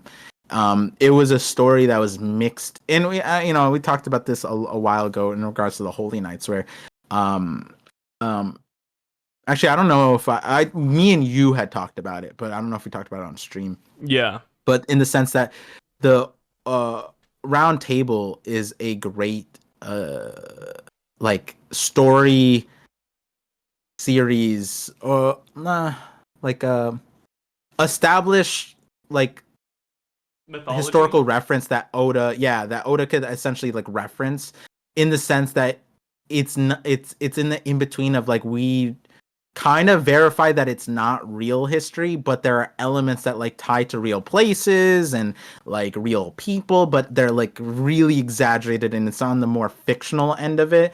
But it also wasn't something like, yes, it was, especially I think at the, actually, I don't know if at the time, but like it was something that like people kind of believe in, but not really like something. It's not like a story that makes you revere anything in the sense of like religion, right? It's like, oh, like this is my belief system and I'm going to act like this because of this, the round table and these stories of the wise kings or whatever. That wasn't the goal of it. And so that would be a perfect thing for Oda to pull from. But it's also interesting because Oda saying this kind of brings in the scope that story exists in the One Piece world, and that is interesting because um Like when Usopp says that, he's saying it like as if like people know what he's talking about, right? Like if you had never known about that, or people didn't, and I said like, what are you trying to pull out Excalibur? No one would. That would make no sense because you'd have to know the reference to understand that, and it only makes sense because we all know the reference. So it reminds me of it like makes Cerberus, right? Like how they're like, oh, it's the Cerberus. Or like, oh, it's a basilisk from mythology, or well, they didn't say from mythology, but you know, like they bring up like references outside of One Piece, or like Pedro. I always talk about Pedro, and I'm like, guys, like different languages exist in the world of One Piece, because Pedro's like, yeah, we're called the Nox Pirates, and it actually means this in this language. It's like, wait, he didn't say this language, but like he said it refers to this, which is like French, and it's like, wait, what? Like, huh? Yeah, Huh? yeah, exactly. So Excalibur mention is like a huge entry point for King Arthur, the Round Table, Merlin, like you know what I mean? Yeah.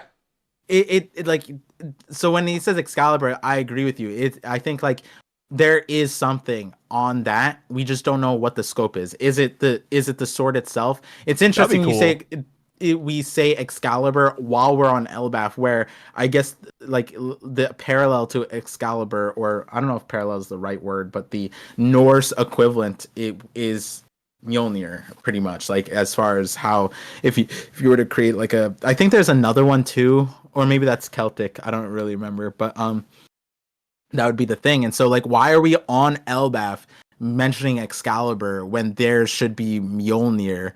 And so is it the weapon itself, or is it the story surrounding Excalibur that Oda might be introducing? Maybe there's a Merlin character, because Merlin is probably the most important, aside from like two other entities in the whole like round table. The Merlin is like the cracked character that kind of like holds like 90% of the guidance of the story and the power, and they are magical, so it's kind of like, Lady of the Lake.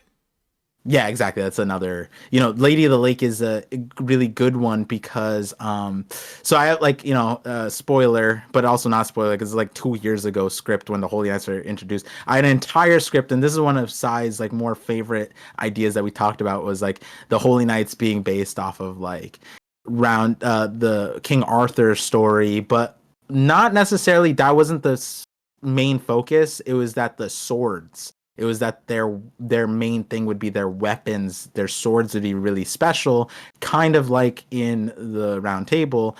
But one of the parallels that I wanted to bring up was that, the Lady of the Lake, one of their names shortened to MU, like. And so, and they were also frequently never really depicted. They were always like shrouded in blackness, and like I think there was 3 of them, I believe, and we didn't really like a depiction of them. Like they weren't really real because they also got conflated with the Swan Lady, and the Swan Lady is also weirdly something that is in a lot of mythology, not just there, but which in this scope kind of could relate to Bon Clay, is that they transform, like these entities like they can not clone, but disguise themselves as other people one way or the other, but they're always magical.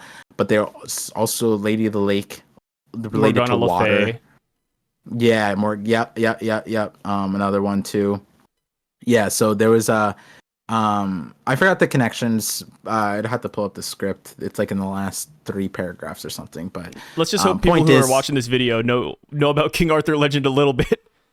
Yeah, it's a little deep in there, because I don't know. There are a lot of fun stories. I think growing up, they're like some of my favorites. Yeah, for sure. I mean, that's also like when in 7 Deadly Sins, when they brought up the like all that stuff. I'm like, oh, Merlin! No, I don't like 7 Deadly, bro. I don't like 7 Deadly Sins, obviously. Though I saw clips of like the latest season. I don't know if there was another season, but there was some shit that I didn't see, and I gave the slideshow season a chance, and I dropped it because like I was like, what the hell am I watching here? What's happening? And then I tried the manga, but there was way too many words. So I just like didn't want to give that a chance. It's just too many words. The words originated in Japanese as well. Like I just couldn't do it. Yeah, it was. I like I read JJK and that wasn't that bad comparatively. Like Seven Deadly Sins is more of a novel than it is, I feel like, from what I saw. I remember I was like, bro, I read more in this single page than I did in like all of the last year of One Piece. Like it's fucking insane. But yeah, Seven Deadly Sins, I think good basis, but like that's why I liked it. It was like the King Arthur round table, the tropes there, but Merlin stuff was dope, and the story that they used with Merlin was cool too, because like it was ingrained in like the lore backstory of Merlin and stuff like that. It would be so fun if cool. Emu's just Merlin. Hey, it could be. Yeah, I mean It that's could kind of be how I see because it. Just a crazy magician, like a dark magician. but I also think that King Arthur's story, a lot of times it's or not King Arthur, like the round Knights of the Round Table. I think a lot of tropes in that was like there's an opponent that you have today, and after defeating them you realize they weren't your opponent. Like it's kind of like they were either understood or they were your ally, you just didn't see what life they had. And so for example, like an example of this is funny, Parsival ended up, his early start was he fought two knights. One of them has like red armor or something like that, and he was like raised by his mom in a forest away from knights, and so he never was trained officially to become a thing, but he accidentally ran away or something like that, and he ran into a knight. He beat the knight, destroyed the knight, and he was cracked, and he took his armor, and then he fought another knight, and that knight had red armor, kills that knight. Turns out that knight was his brother, and he didn't know.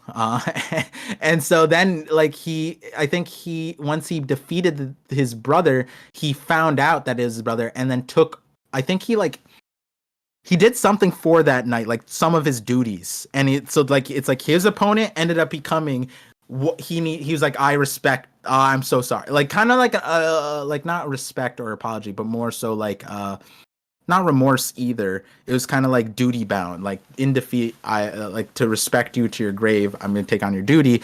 And then another aspect of it on like a flip side was like it was common that people would just like steal each other's wives, and then they would just like, so that the wife would like cheat on them, and then they'd take it, and then they'd either find out why this person was crazy, because the wife would be like, oh, this night, oh, it's never there, he always leaves me, and you find out that the guy is manipulated by the girl, and it's like, oh, this is why you don't stick your dick in crazy, you know, like that was another one too, where it's like you end up finding that your today's opponent is tomorrow's ally, or like not really the villain, or they were fighting something that also is on your side, which is kind of like what we think about Emu in some ways, where it's like their evilness wasn't always evil, and it's most likely that like the Revs or the Ancient Kingdom in the Void Century, they were doing some crazy shit that Emu needed to stop, and so they were like justified at the time, right? So there's a world where Emu could be Merlin-esque type of thing, because Merlin was also seen that way a lot of times too.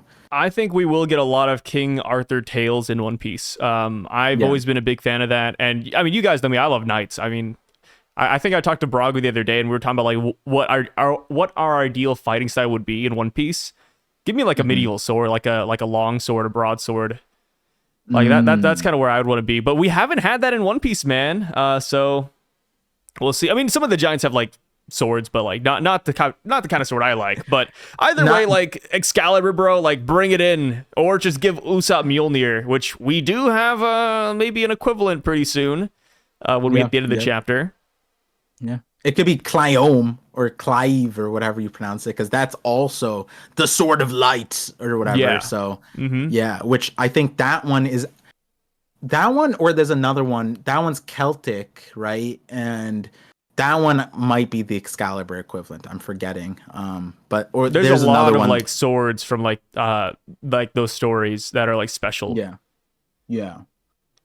So we go down a little bit more. Sanji's looking for Garrett, kind of like a one-off thing, you know, looking for his giant woman.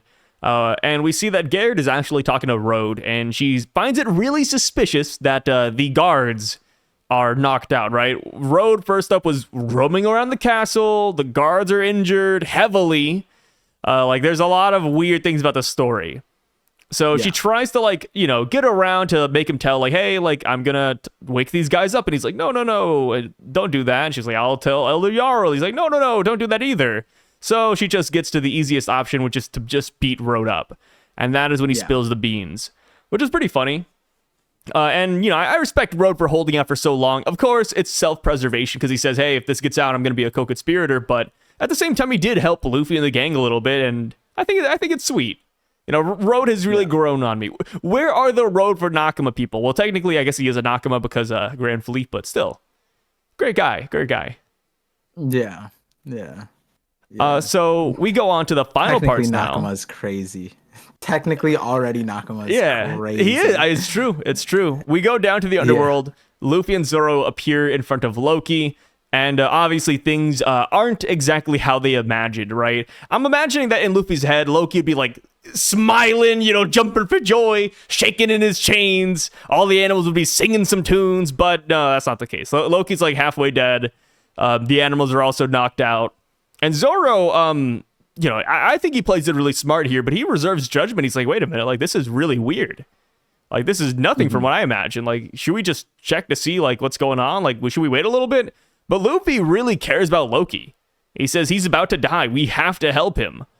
And I was really impressed because I thought, like, I mean, of course, I think Luffy is still motivated by the promise and the Shanks information.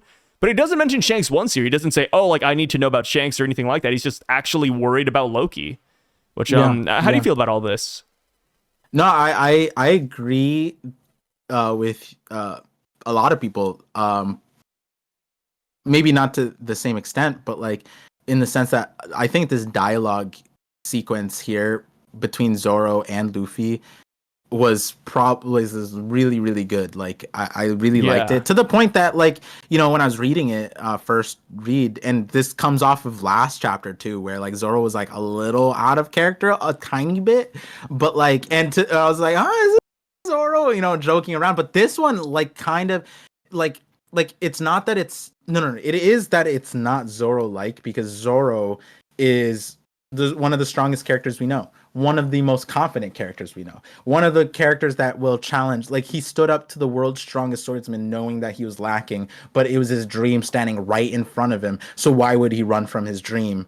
That would be a stain on his, you know, honor. That would be a stain on his, you know, promise to Queen. You know, like, and he faced death. No, like, pretty much knowing there's like 100% chance he loses. But he would need to try. And there's a world where he also didn't know how large the gap was, or that there was a gap, because he was that confident. And here he is, probably first time in the series where he shows reservations to not just a character, but a injured character. Like, he sees how injured the character is, and he doesn't even believe it. Like, that's crazy. He can, like, you know, he's a battle IQ character. He knows that's, like, what injuries are. Like, Zoro's looking at Loki as if Loki is Zoro in, like, Arlong Park.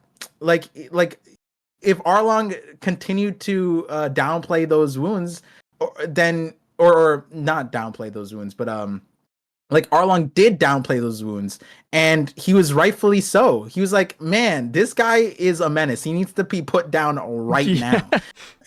And that's what Zoro is looking at Loki, right? He's just like, those wounds don't matter. This is a problem. This is so much. I don't care if he's chained up. And then plus, I don't care. You gotta imagine, like, in Zoro's mind, like, the giants we have met thus far, they're kind of like, what's a nice way to put it?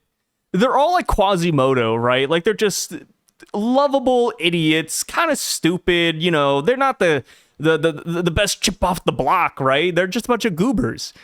So I bet when Zoro heard about Loki, he's like, like, you know, how bad could this guy be? Like, even though Zoro felt the hockey and the scream, like, a while back, he's probably, it's no big deal. Like, maybe, you know, in Zoro's mind, he had no real context to what Loki looked like. He didn't even have, like, the big bomb, you know, Loki flashback silhouette. No. Like, to Zoro, this guy could have just looked like Pound for all he knew. But now that we see Loki, it's like this giant towering ores monster with, like, a, you know, 10-pack ab. It's like, maybe we should wait. Yeah, and like, another thing too is, like you said, like it's not like Luffy described him, right? Yeah. Luffy ran to a strong person. This is that strong person, and Luffy wants to free him. Fine, that's one thing, right? That person ends up being the guy that all the giants said, this is the craziest criminal, crown prince. None of us could stop him. It took a Yonko, by the way, to stop him, and even then, he's still alive. He's and it was chained Shanks, down the there. Yonko. And then it doesn't stop there. No, the old guy who pulls out 3-sword style Zoro and freaks him out is like, can you guys take him? He's a mass casualty guy. That's the last thing Zoro heard about him. And he sees him and he's this big. He's ore size. This isn't Luffy. He's not a giant. This guy is a mega giant. This isn't just, we didn't mention that this guy is our pre-time skip raid boss. Like, what are you talking about, Luffy? This guy almost ended the island. And then he sees and then on top of that, again, this is why it feels out of character, is that you would think that Zoro would have some, not semblance of pity for someone who's chained up and possibly wrongfully, because this is how we got introduced to Zoro. This is his first moments on screen, chained up to a stake, crucified. And was it justified? No, it wasn't. And so you'd think Zoro looks at this and it's like, let me give him the benefit. Nope. No. Let me kick his ass while he's down. Because he knows he can take it, bro. Yeah, and he's just like, all right, let me just is he dead? And the thing is, I don't know if that's how you figure out if your assumption, if you're leading towards, is this guy dead or not? And I think he's more dead. I'm not gut kicking him. I'm sensing the breath or whatever. It's like one of those things, bro. It's I used to know this one girl who just beat me up all the time, and she did it because she knew I could take it. She would just hit me, punch me, and it's like. It's just one of those things. It's like, you know that Loki can take a beating. And he did take a beating. He's not dead. There's a scale, right? If I'm worried, let me pulse, whatever. But if something, if it's an animal, let's say an animal's on the road, right? Yeah. And it's an animal that reasonably, if it was functioning, could do damage to me or something, right? I'm not, but I needed to, for whatever reason, I needed to know if it's alive or not. I'm not I'm not going up to it. I'm gonna poke it with a stick, right? And that's what Zoro did. No, Zoro did. No, Zoro went one step further. Zoro went, I'm gonna shoot it to see if it moves. If it moves, then I might shoot it again. This thing might need to be shot a few more times. And I know that he's looking at a dragon. It's a dragon can take a few pokes with a few gunshots. You know what I mean? That's where I'm at. You expect him to survive, and like Zoro said, if he's dead, then that's his fate. I mean, I guess it is what it is. I love that mindset. And it does need to be Zoro could have done anything, but he kicked him, which is we talked about it. I don't know if since then you've had the Psy visions comb through the entire story. Is this can we say this is the first combat kick of the series? We're not counting Sanji's Zoro fight, but combat kick. This is I would consider this combat. Yes. Yeah. And so that alone, dialogue separate, how Zoro handled the situation is completely 1,100 chapters out of character. 100. You cannot say that this is in character because it's never happened before. And that's wild. That's wild. And the thing is, Zoro even had a line against King. He said, if my swords break, if I don't have swords anymore, I'll bite your throat with my teeth. He didn't even mention punching. He didn't mention kicking in that one, yeah. Zoro straight up I'll bite your pretty neck in half, bro. Bleed you to death. He's looking at Loki bro, this guy, I need to pull out Sanji. I don't even know. The black leg needs to be channeled through me. That's what he did. And that's wild. And and I'm saying it's out of character. I'm saying like Zoro's scared, but I don't. I'm saying Zoro's scared in a way that like it's not. I think everybody would be scared. I think even Kaido would look at Loki and be like, yeah, this one is like, maybe I don't recruit him to my crew. Like maybe maybe this one needs to be put down. Like this one doesn't go to Udon prison, my guy. Too like strong. Yeah, Hold'em can't hold this one down. Like, whoa. Hold'em had nothing to do with the prison part. You're getting your Wano facts mixed up. Okay, it's whatever. Do you even know who was the prison warden? Do you remember his name? Say his name. Say his name. The elephant guy. The Say elephant his name. guy. Say his name.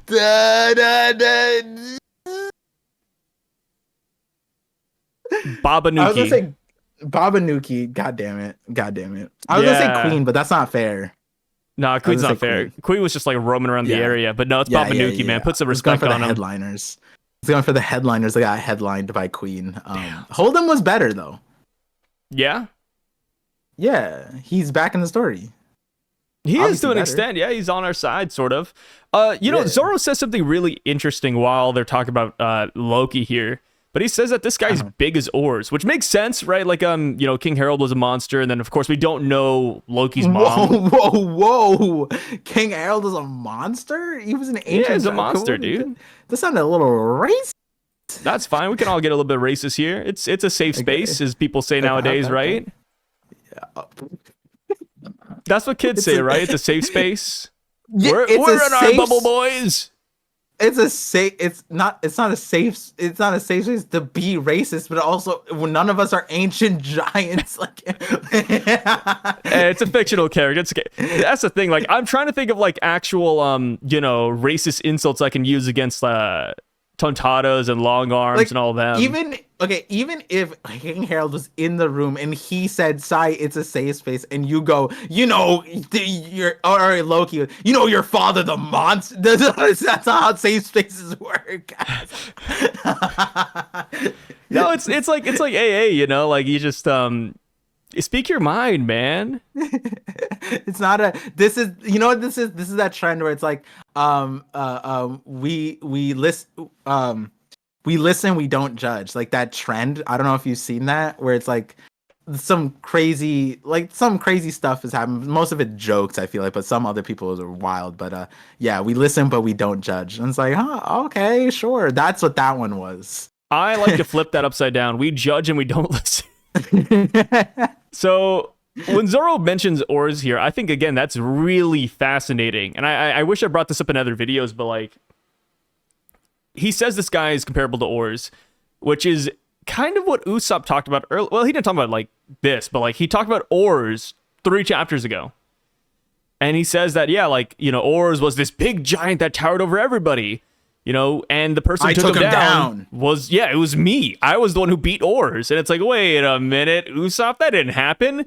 But, Usopp's lies tend to come true. So Zoro calling this guy as big as oars, I'm like, wait a minute. Like, are we going to get that fated match between Usopp and Loki? I mean, two liars, right? You got two notorious liars. Usopp even mentioned Excalibur, which Loki kind of has a version of that. So it's like, bro, like Oda's, if this is what's happening, Oda is not being subtle. But to be fair, like Oda, I think he kind of underestimates how like deep people look into the story sometimes. Because I remember like in the SBS, right, with Hanafuda, I think we talked about Hanafuda well beforehand being Page One and Ulti's dad, right? Yeah, we did. It was in the conversation of the other part of this thing that it was confirmed. It was probably the most popular theory. Like I think as soon as SBS dropped, was that Hanafuda was underneath Kaido, like because his title was the King of Lizards. Yeah, with King of, and then King of Beasts. Like just fit in. And then on top of that, I think it was that he collected ancient Zoans, and so the question was, what Kaido had. Yeah, and so then I think everybody with like 5 brain cells was like, okay, we could put the ABCs. Hanafuda under Kaido. That was confirmed. It's funny because like in the SBS, Oda says that like I didn't expect people to figure this out. yeah. I mean, hey, the thing is, I give Oda the pass on some things in the sense of like, it could be that. It could also be that he didn't think that people cared that much about this to put thought into it. You know what I mean? Because Oda puts like 90 different things to think about in the thing. And it's like, are people thinking about this shit? You know what I mean? Like, sometimes Oda probably gets questions like, are you serious, bro? Like, I wrote an entire arc about Kuma and you're asking about like Nami's you asked about bust Hanafuda? size. No, I mean, it wasn't in the SBS, like, while we were in Egghead, like, oh, yeah, could you retell us what Nami's and Robin's boob sizes are? And it's like, all right, guys, come on. Like, what are we doing here? No, he loves and then those, bro. Oda also answered it also, so that's on him, too. Like, he also didn't need to. That's like us reading we don't need to read all the comments. We could choose which ones to read out loud on stream or something like that, right? Like, in the most recent SBS, somebody said, "Hey Oda, like I heard One Piece is the cause of many sexual jokes among young men. Is that true?" Oh, yeah. And Oda just said, "Yep, that's it." Yep. One Piece does that. I love it. He knows, bro. It was in that conversation that we talked about the possibility, like maybe Ulti, because we did know that Ulti's in Page One's dad was a pirate that Kaido defeated or something like that. And then we didn't know necessarily like the relationship per se, positive, negative, like all that scope. And the main thing was the horns, right? That was the curious part. Like, we were like, maybe Kaido adopted them because they had horns from birth. So like, blah, blah, blah. And then I think Hanafuda, like related to that somehow and all that stuff. But yeah, so, we did talk about that to some extent. Yeah. So all that to say that, I think Oda, maybe he's looking at this. He's like, I'm hiding it really well, aren't I? And then meanwhile, we have Excalibur, Mjolnir, Oars' comment with Usopp. And then we have like the trickster. Like it's a faded matchup, I think. I think at this point, it's almost like just in the cards. We're just going to expect Usopp versus Loki at some point. So we go down a little bit more. And it could be there could be a joke. Up? It could be a joke as far as like maybe like this one doesn't work because we know what happened. But like if like Loki could be defeated by Usopp being like, Lola, I bagged that. And then Loki's like, no, not Lola. Yeah, that could be it. Yeah, he just memes about Lola the entire time. He goes like, Lola was all over me, baby, and Loki would be. Maybe Loki is he's like Janemba from Dragon Ball Z, if you know like how that fight went down. Wait, remind me. Janemba, wait, what color was he? Janemba was a big fat yellow monster, then he turned into like a skinny purple red demon. Yeah. Yeah. Wait, and he had like the sword. So I mean, Gogeta's the one who took him down, but he did have a glaring weakness where if you made fun of him or insulted him, he would actually, not like he'd be offended, but he actually cracked. Like his body would crack and like through the dimensions or something. So you have like Pycon calling him a stupid freak, and he's like, it's just like a random weakness. So like maybe that's it. Like Usopp says Lola, and Loki just starts cracking.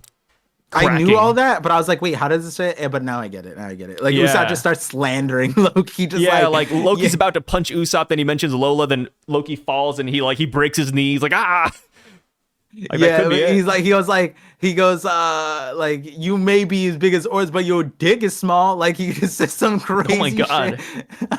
He just starts like Loki just like gets like super in his feels afterwards. I mean, it happens, dude. Like, I genuinely think that's going to be his Achilles heel, though. Like, that's the one thing that just really messes him up.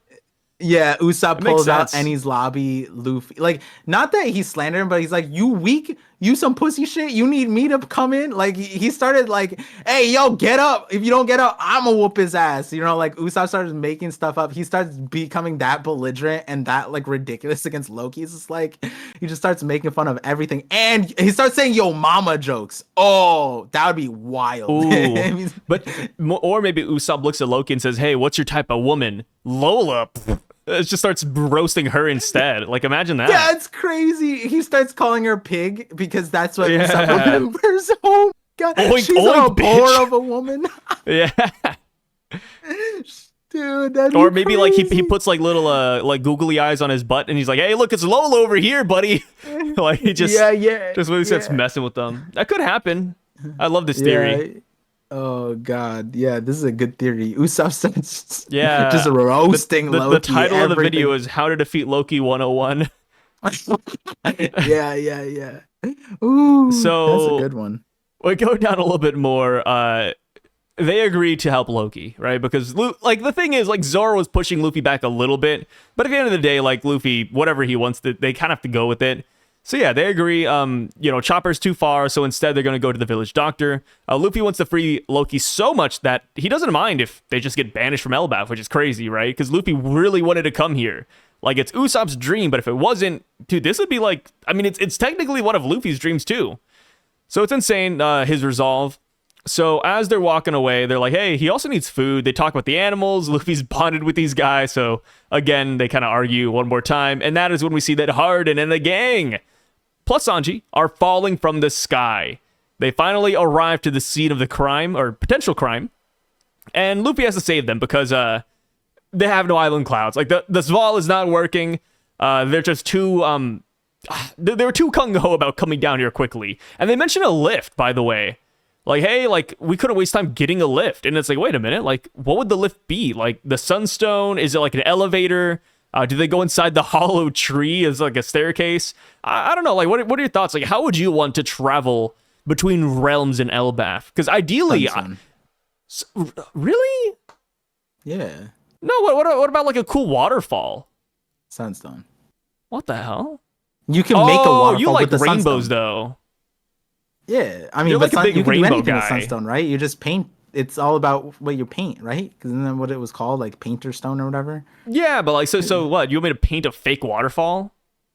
Just like I just like Kizaru a lot. Anything light based, I'm just a big fan of Kizaru. So traveling via Kizaru method, dope. Yeah, I mean, I don't know, dude. I mean, I think you also underestimate like a good elevator. No, I'm not ever gonna say an elevator is better than Kizaru. Like Vegapunk didn't even use an elevator, so like he also doesn't like elevators. That's because he doesn't have one yet. Like, okay, this is to remind me of like the people who are like, like why would I eat cooked meat when I could eat raw meat? Okay. It's like, nah, dude, elevators are good, bro. Like, just No. go with go. I gave you the benefit of the doubt. I should have handled you like Zoro did. Yeah, I'm still tired, man. I'm still waking up. It's 11. It's 11 o'clock. 11 a.m. By the way, guys. 11 a.m. 11 a.m. It's I'm cooked. Yeah. Slow to start, just like the Giants are at birth. Yeah, you know how it is. What's it called? The thing, all. Not skipping ahead, but like contextualizing the moment, right? Like it's funny because Zoro, when he kicks him, right, he goes, "The blood is real," right? Which is funny because you didn't need to kick him to know that the blood is real. And then he goes, "Oh, he's not acting." Rich, okay, you kicked him, you found out he's thin, right? But also on the flip side, like him kicking him, like going back to the dragon thing, I'm shooting the dragon because I know that the dragon's not going to be my friend, right? But in this context, they're like, Loki, like it's a like they're Luffy wants to free him because like of a mutual agreement type thing. Kicking the guy that you think may be a threat may not be the best situation, but it's like showing him who's boss, right? That's the other thing. Like I think Zoro wanted to see if he could hurt him, right? And maybe he didn't want to pull out the swords because like he knows that like, yeah, I could cut him, obviously. Like I'm not gonna do that. I'm not fucking crazy, right? It's like a Kureha kind of thing where Kureha kicked Sanji. Like, yeah, he's You're injured, alive. she knows that. But it's like there needs to this is a discussion, right? Like Kureha kicked him because he was just like, stop moving. I'm your doctor, and this kick meant I can stop you, and you're that injured, right? Zoro's just like, hey, don't fuck around. I can actually hurt you with a kick, right? And don't make me pull out 1 or 3 of swords. And so, but the other thing that I was thinking of, right? Hardin comes down, and Hardin goes like, oh, he's lying. He's a manipulator. You He doesn't even check to see if he's like lying or like the blood is real. Just comes down. Like, so he comes in and the scope of it is like, yeah, listen, like all my life I've been gaslit by this guy every single time, right? And so if Zoro did what he did after Hyruden said that, I would everything that Zoro did justified. It's as if Zoro future sighted Hyruden saying all that he did that, because then it's like, okay, you're saying that this guy messed up one of my subordinates as a kid, and he's always like, well, let me test it out. Let me kick his ass, don't even right? need the Harden story, bro. Like, all the giants are just nonstop ragging Loki, saying he's a trickster, a liar, a conniving thief. Well, they never like a dingy amplified mutt. the trickster. They never amplified the trickster lying part. They always said that he was just belligerent, like he was just too strong. They said that the animal stuff, they could never control him when I think the main one was that whenever King Harold was here, he never did anything, and King Harold never like whatever, but when he was gone, then it was gloves off for Loki, and it was just like, you know, he was innately strong, he set the animals off, burned their things down. Like, they always talked about him straight up like criminal, and we kind of like questioned, where does the Loki trickster part come in with like the mythology? Like, why did Oda name him this? Is it just because of the Norse tie-in? Is it because of the attributes that I guess, like, you know the magic? Is it there? But then Hyruden kind of like set it in stone. Yes, this is, I am Thor. I always got, like, you know, memed on. I always try to give him the benefit of the doubt too, and it always bit me in the ass. Not anymore, right? But the thing is, my question to you is, if Zoro, all this stuff, like, they didn't free him yet, Hyruden looks at Loki and he's in the state that he's in. Do you think Hyruden would be like, wait, no, hold on, do we, like, no, he's actually about to die? You don't think that they would? I think he's been bitten too many times by this dog to believe Loki. Like imagine Ooh. You open your dresser drawer and a guy, like, we could say like Johnny Sins. I think he fits the scenario. Like, Johnny Sins comes out of your dresser and slaps you. He does this for, you're a giant. You're 70, 80 years old. Every day for 80 years, Johnny Sins slaps you in the morning when you open your dresser. One day, would you say, hey, like, Johnny Sins isn't going to slap me? No, like, you just expect it at that point, you know? Like, it makes sense. Yeah. I mean, it's interesting. I feel like, what's it called? Like, I feel like Johnny Sins ain't my brother. You know what I mean? Like, it might be that, I'm not saying that they have a close brotherly relationship, but when he says, like, we've known Loki since we were children, if he told you anything that made him sound sympathetic, there's a flip side to that too, where it's just like, you allowed yourself to be open to being scammed, essentially. And in the mythology, and even in Marvel, it was the brotherly bond. It didn't even matter that they ended up being not related. Thor always had a soft spot for Loki. And I think in Mythos too, it was kind of like they were on the same team, even when they were backstabbed or whatever. I mean, it's kind of like, I'm not gonna say dramatic. Like, it's hard to say from what I've seen, because I don't know, like, Norse mythology is a little difficult to, like, parse through as a non, you know, I would think, grow up with these stories or have it like that. I just read, like, stories and, you know, some articles and stuff like that. But, you know, I say dramatic in the sense of, like, when there was betrayal in the scope of Loki, there wasn't really like a back and forth, but, like, yeah, they were on the same team sometimes. They were combating certain giants at the same time. There's a lot of that. And then we talked about how, like, it wouldn't be ridiculous that Oda also uses the Marvel Loki too, because of how popular it is. And then, you know, in that scope, when that chapter Loki was revealed, it was the Marvel Loki's number. So, like, that's also, like, a huge, you know, thing that, like, yeah, Oda might be incorporating how, like, modern popular depiction of Loki is, jumping off of that. And so I feel like maybe, you know, Hyruden's jumping down all this stuff, and he doesn't get to see Loki per se, but now that Loki's standing up and maybe he gets a good look at him, he might be concerned. And it's also, like, I feel like a thing too, where, you know, he, I don't know, like, maybe like, why Hyruden hasn't done anything in the previously. Maybe he didn't take part in stuff. Maybe he could have stopped him in the past. Like it might be some guilt stuff. I think I'm again, this like it's just a hypothetical theory, whatever. But I feel like that Hiruden might look like not on like I think that he would be on Luffy's side. And he might act like Zoro in the moment where he's like, are these real wounds? But okay, these are real wounds. Let's actually get them treated. Like, what the hell happened here? Also, it also might be like, how could someone do this to you? In the same scope of like Gerd looking at the giants guards and be like, these wounds are significant. Broken bones, who could do this? And looking at Roto, big giant, who's like, who can break bones and pierce giants? Roto, is this you? You know what I mean? She suspected him. And I would imagine that anybody with a brain that looks at Loki and is like, how did someone injure Loki? Even tied up, he's a menace, right? Like even thinking about like Luffy, right? Luffy tried to punch him and Loki still dodged, right? So like in that scope, like Hiruden, it's like looking at like, maybe not talking about Hiruden, but it's like looking at like a mythical god in the scope of, because like that's his lore. His lore outside of the Loki name, his lore is like, yo, he 1v'd all of Elbaph. They couldn't stop him for 8 years. They needed a Yonko. He has like a mythical lore in and of itself. And so it might be that Hiruden's like very concerned, like not just for him, but also the threat that caused Loki to be in this state.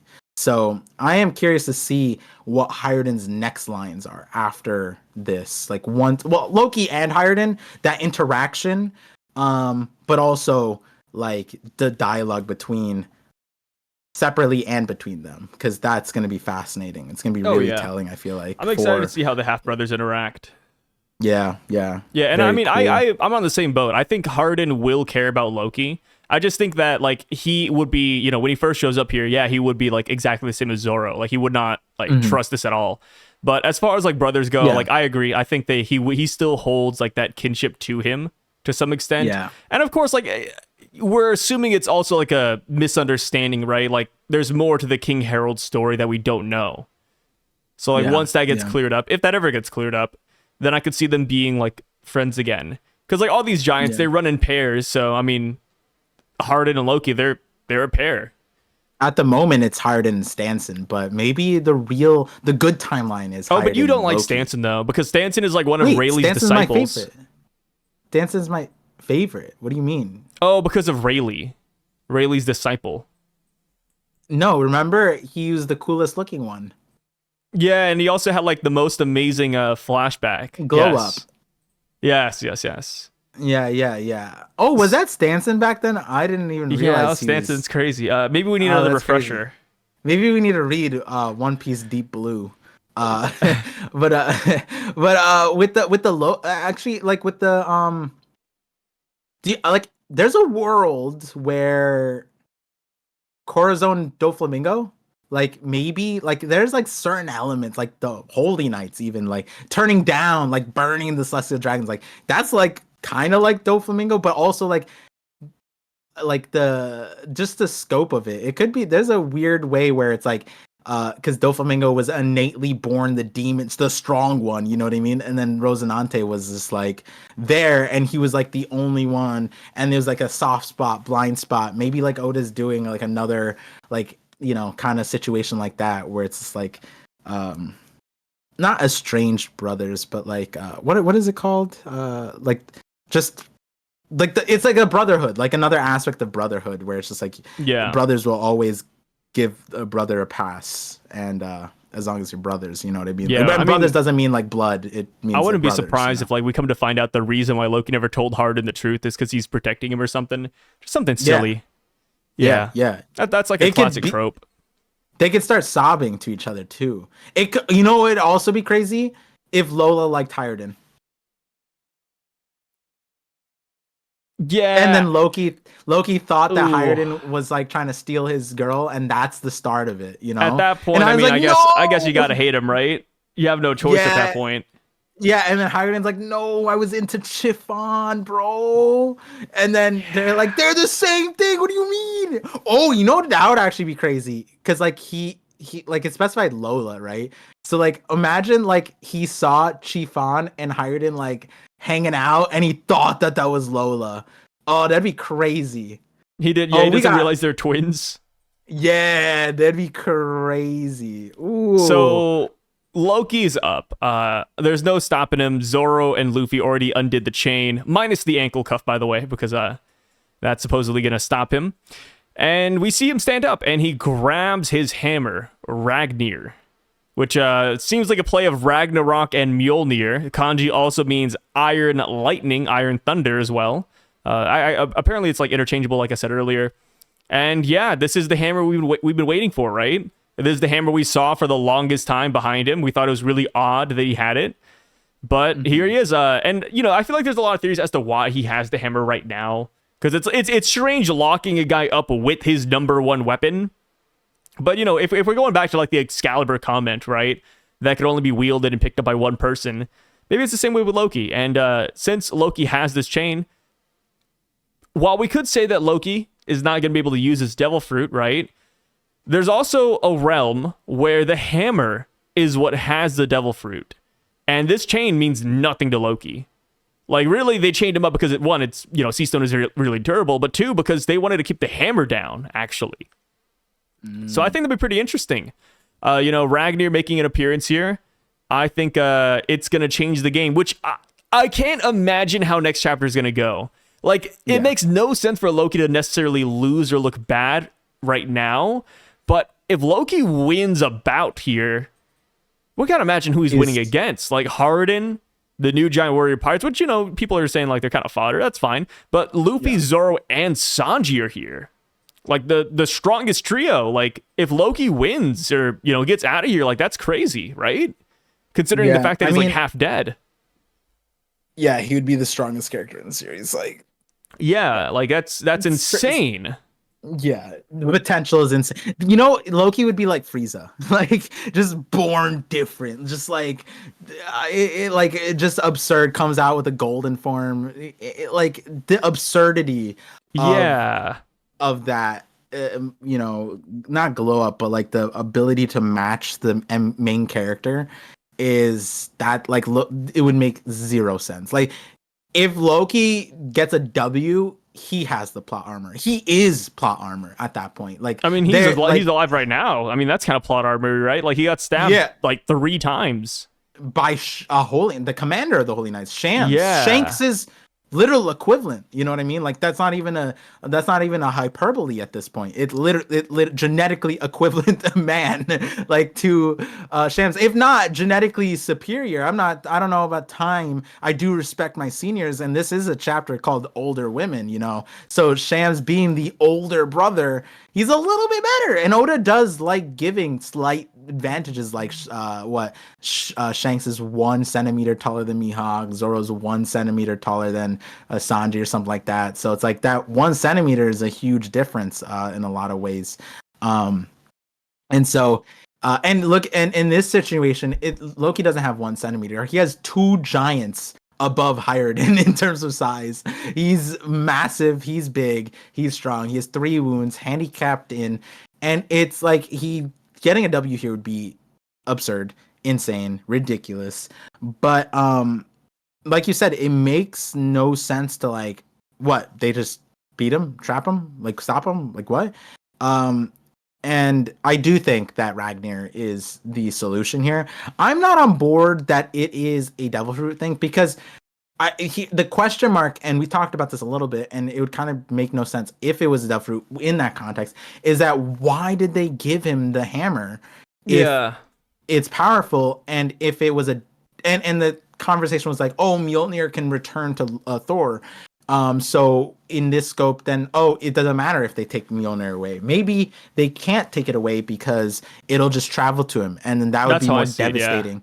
But if it was a devil fruit, then they could just lock it up with sea stone. Then the power would never be able to activate. If it was sea stone, that would technically be how that would work.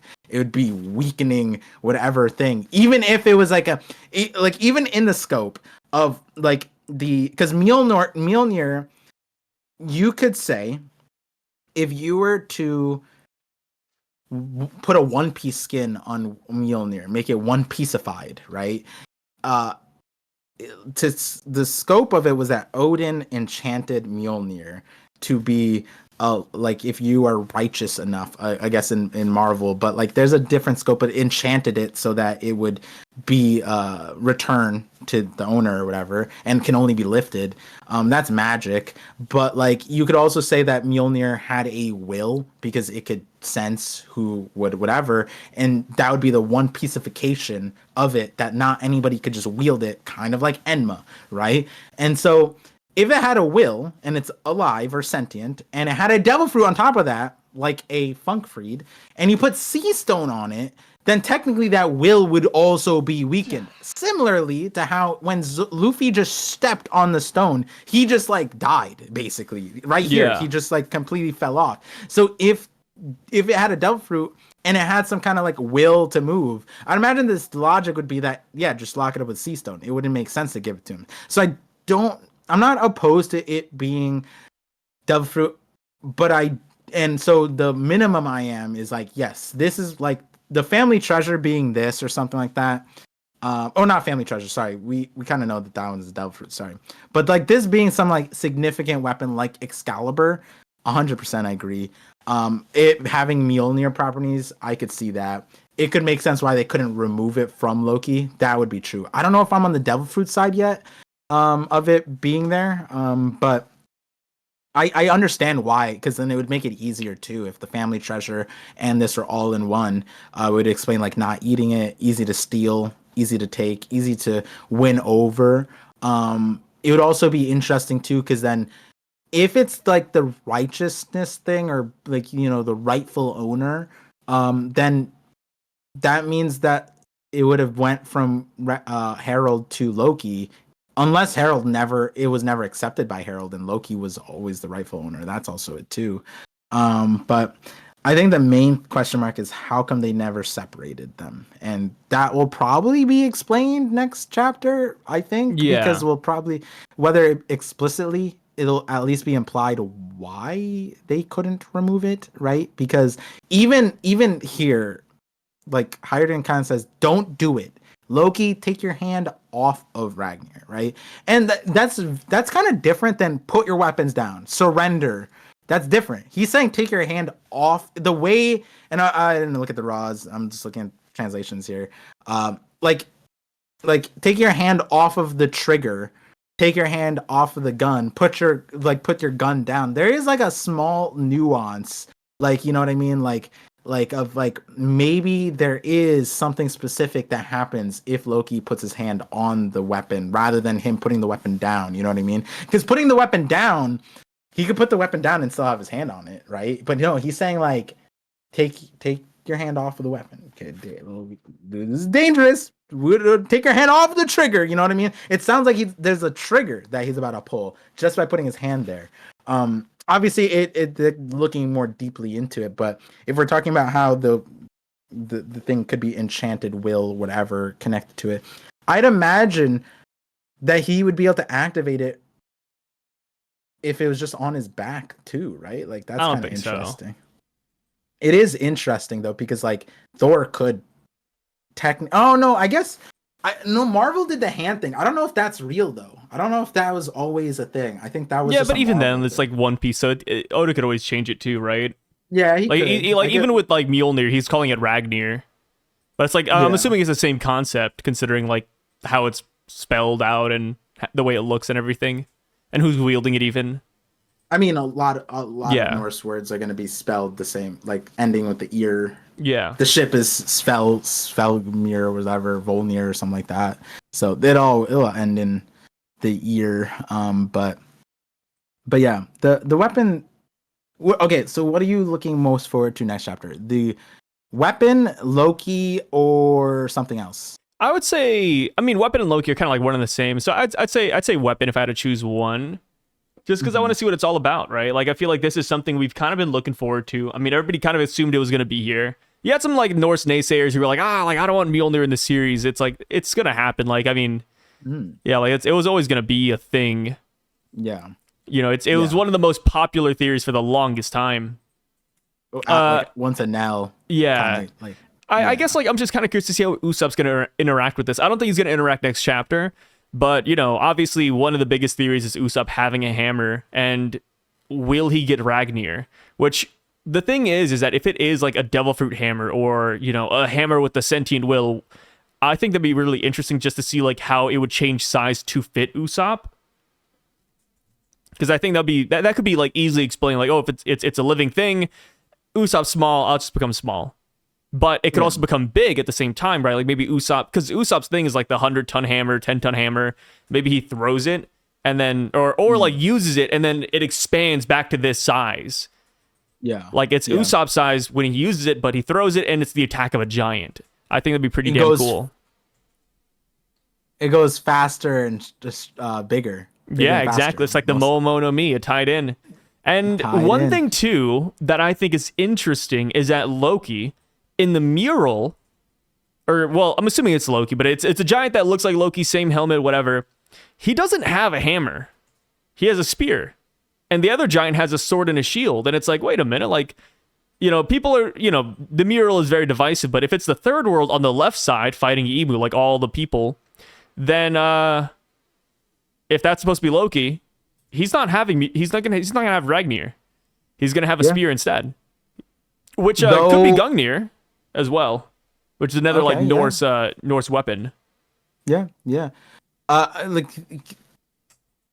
With artistic liberties, like sometimes you could draw something as a representative of it. So the name, the Iron Lightning, that could be depicted like like a stick, because lightning is straight, not straight, but like it's a more rod, like a lightning rod. So like as far as it might be that, like, as an example, the guy who made that mural, he only heard about the stories. Oh, Loki wielded the Iron Lightning, and so he doesn't know it's a hammer. Maybe it wasn't said that it was a hammer. It just said it was Iron Lightning. And so that's kind of how word of mouth stories kind of swayed and walked different ways. Knights of the Round Table is a great example of that too, because that was various word of mouth stories that got solidified in our timeline by the most popular ones. I forgot the name. I think there's 2 of them that got basically popularized and then used as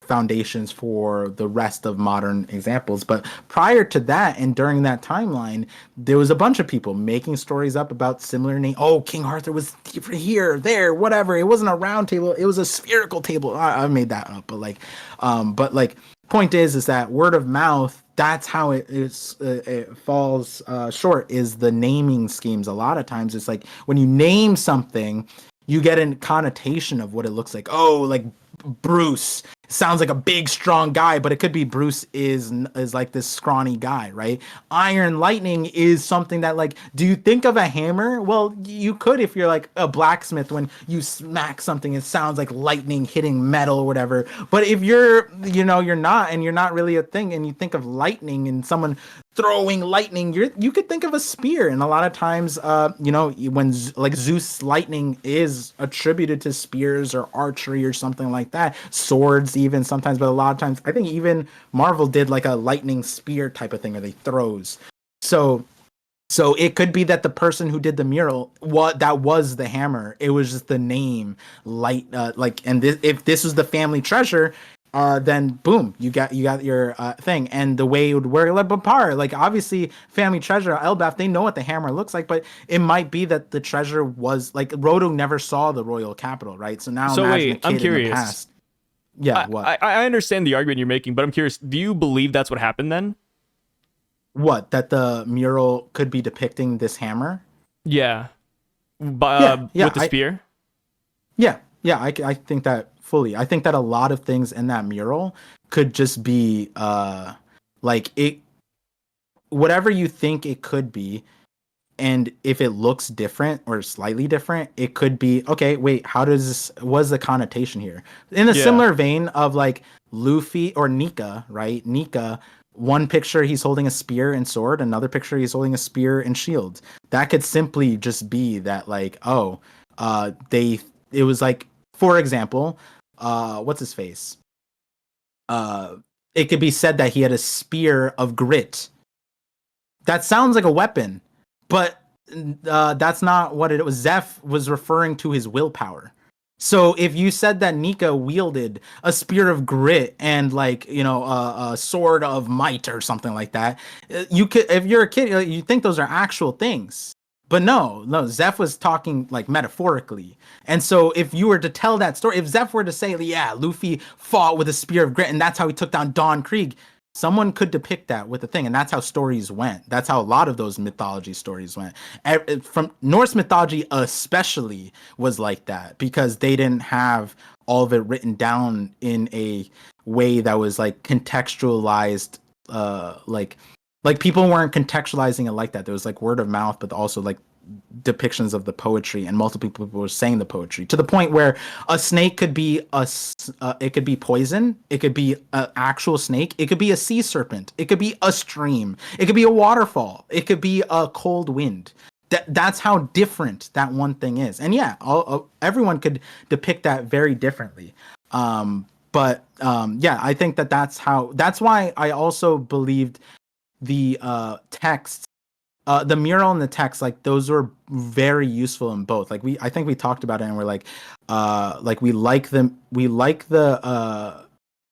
I think we both like the mural, or no, I think we both like the text, right?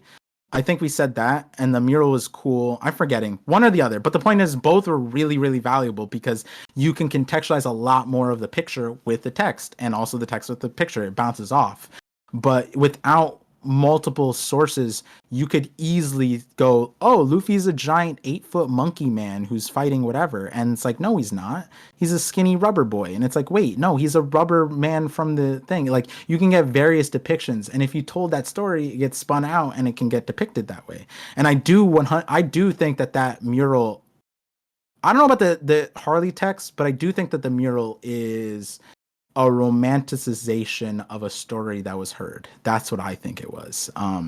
And whether it be from the Harley text or something else, or from like an Usopp character that was like telling a story or something like that, or them reading like a Bragman type of book. Yeah, I do think that the mural was kind of that kind of a thing. Or even a dream, where in dreams, your dreams aren't usually like, what happens in the dream isn't what the dream means. You know what I mean? There's a lot of symbolism in your own dreams, where like a butterfly can be representative of health or whatever. That's also why, what's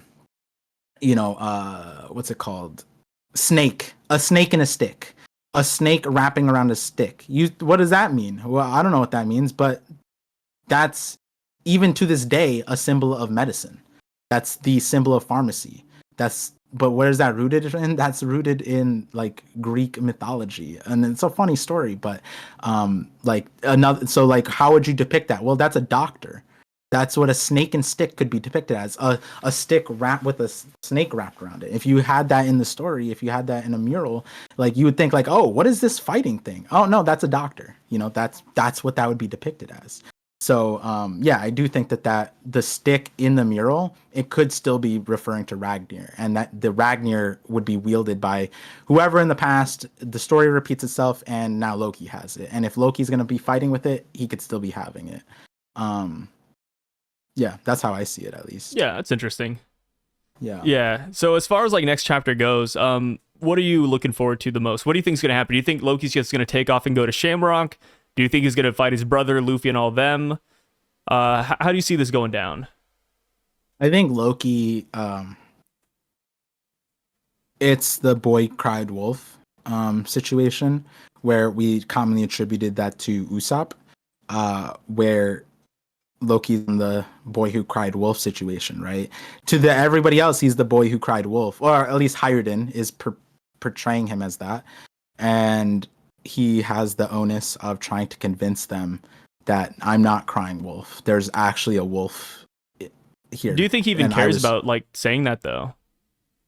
I think it is a moment, and to be fair, he has shown this. He's been trying to sweet talk, and yeah, he's been tied up, so that was his only tool. But Hiredin comes here and says it's like that's a huge weapon of his. And Loki mythology, Marvel, whatever, every depiction of him, that is one of his major weapons, is not his ability to fight, not his weaponry, not even his allies in that sense, like whether it be, his children or whatever. It's his ability to like, manipulate. And so maybe he is able to talk his way out of it, because we did talk about how ridiculous a fight in this scenario is, like demonstrating how powerful he is. Is that really necessary? Luffy doesn't necessarily even want that right now. Luffy wants him not to die. Hired wants him to be tied up. And Loki's like, what is then that's why on stream one of my major focuses was figuring out what Loki would do.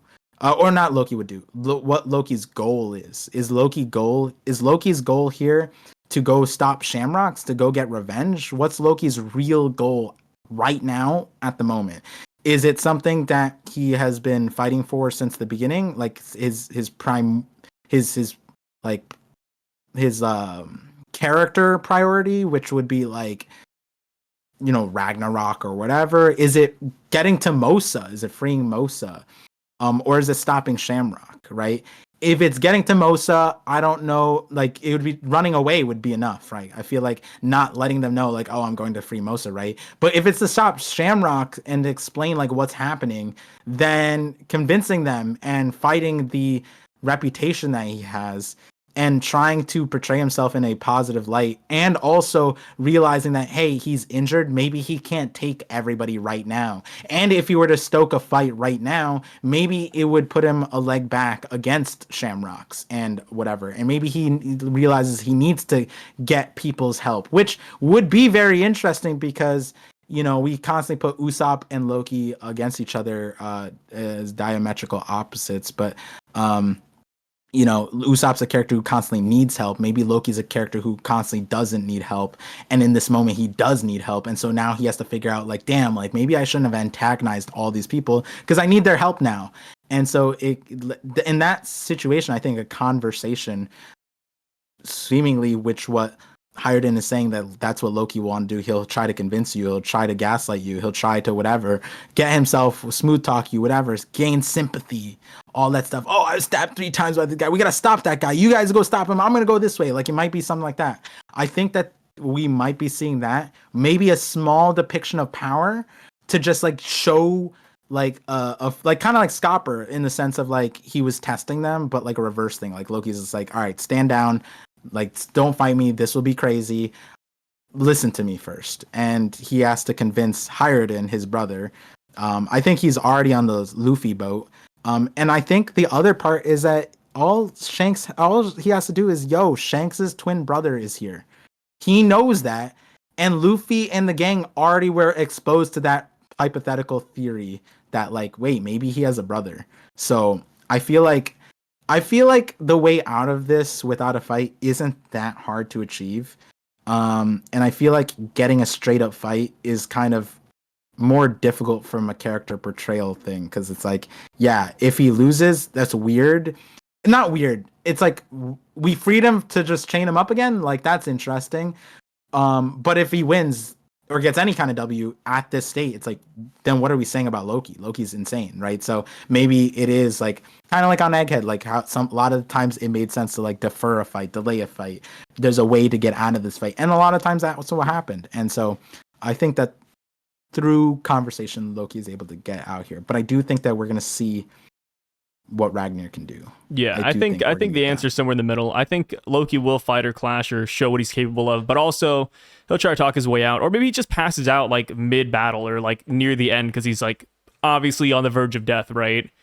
And then that's when like maybe he like leaves him on a one-liner like, "Hey, Shamrock," and then he passes out. They're like, "Huh? Who? Shanks? What? For Garland?" Yeah. So yeah, I think that's the case. But with that being said, though, thank you so much, Par, for being here. We got to cut this one a little bit short. Timing is kind of weird today, but we will be back next year. That's why it was earlier. Yeah, that's why it's earlier. We had to leave a little bit earlier too. But 11:42 is right around the corner. It is. It's coming up, dude. So we're not gonna have to wait too long for our answer, unless Oda just does that thing where like he goes somewhere else, which we haven't had that yet. We haven't left Elbaph yet. So any minute now, it could happen. Any minute, Oda could say, "Hey, here's Gaimon. Here's Smoker in his box. And I'm not talking about pussy either. So, with that being said, though, thank you guys so much for being here again, and we will catch you guys later. That was quoted from Par, by the way. Peace out. What?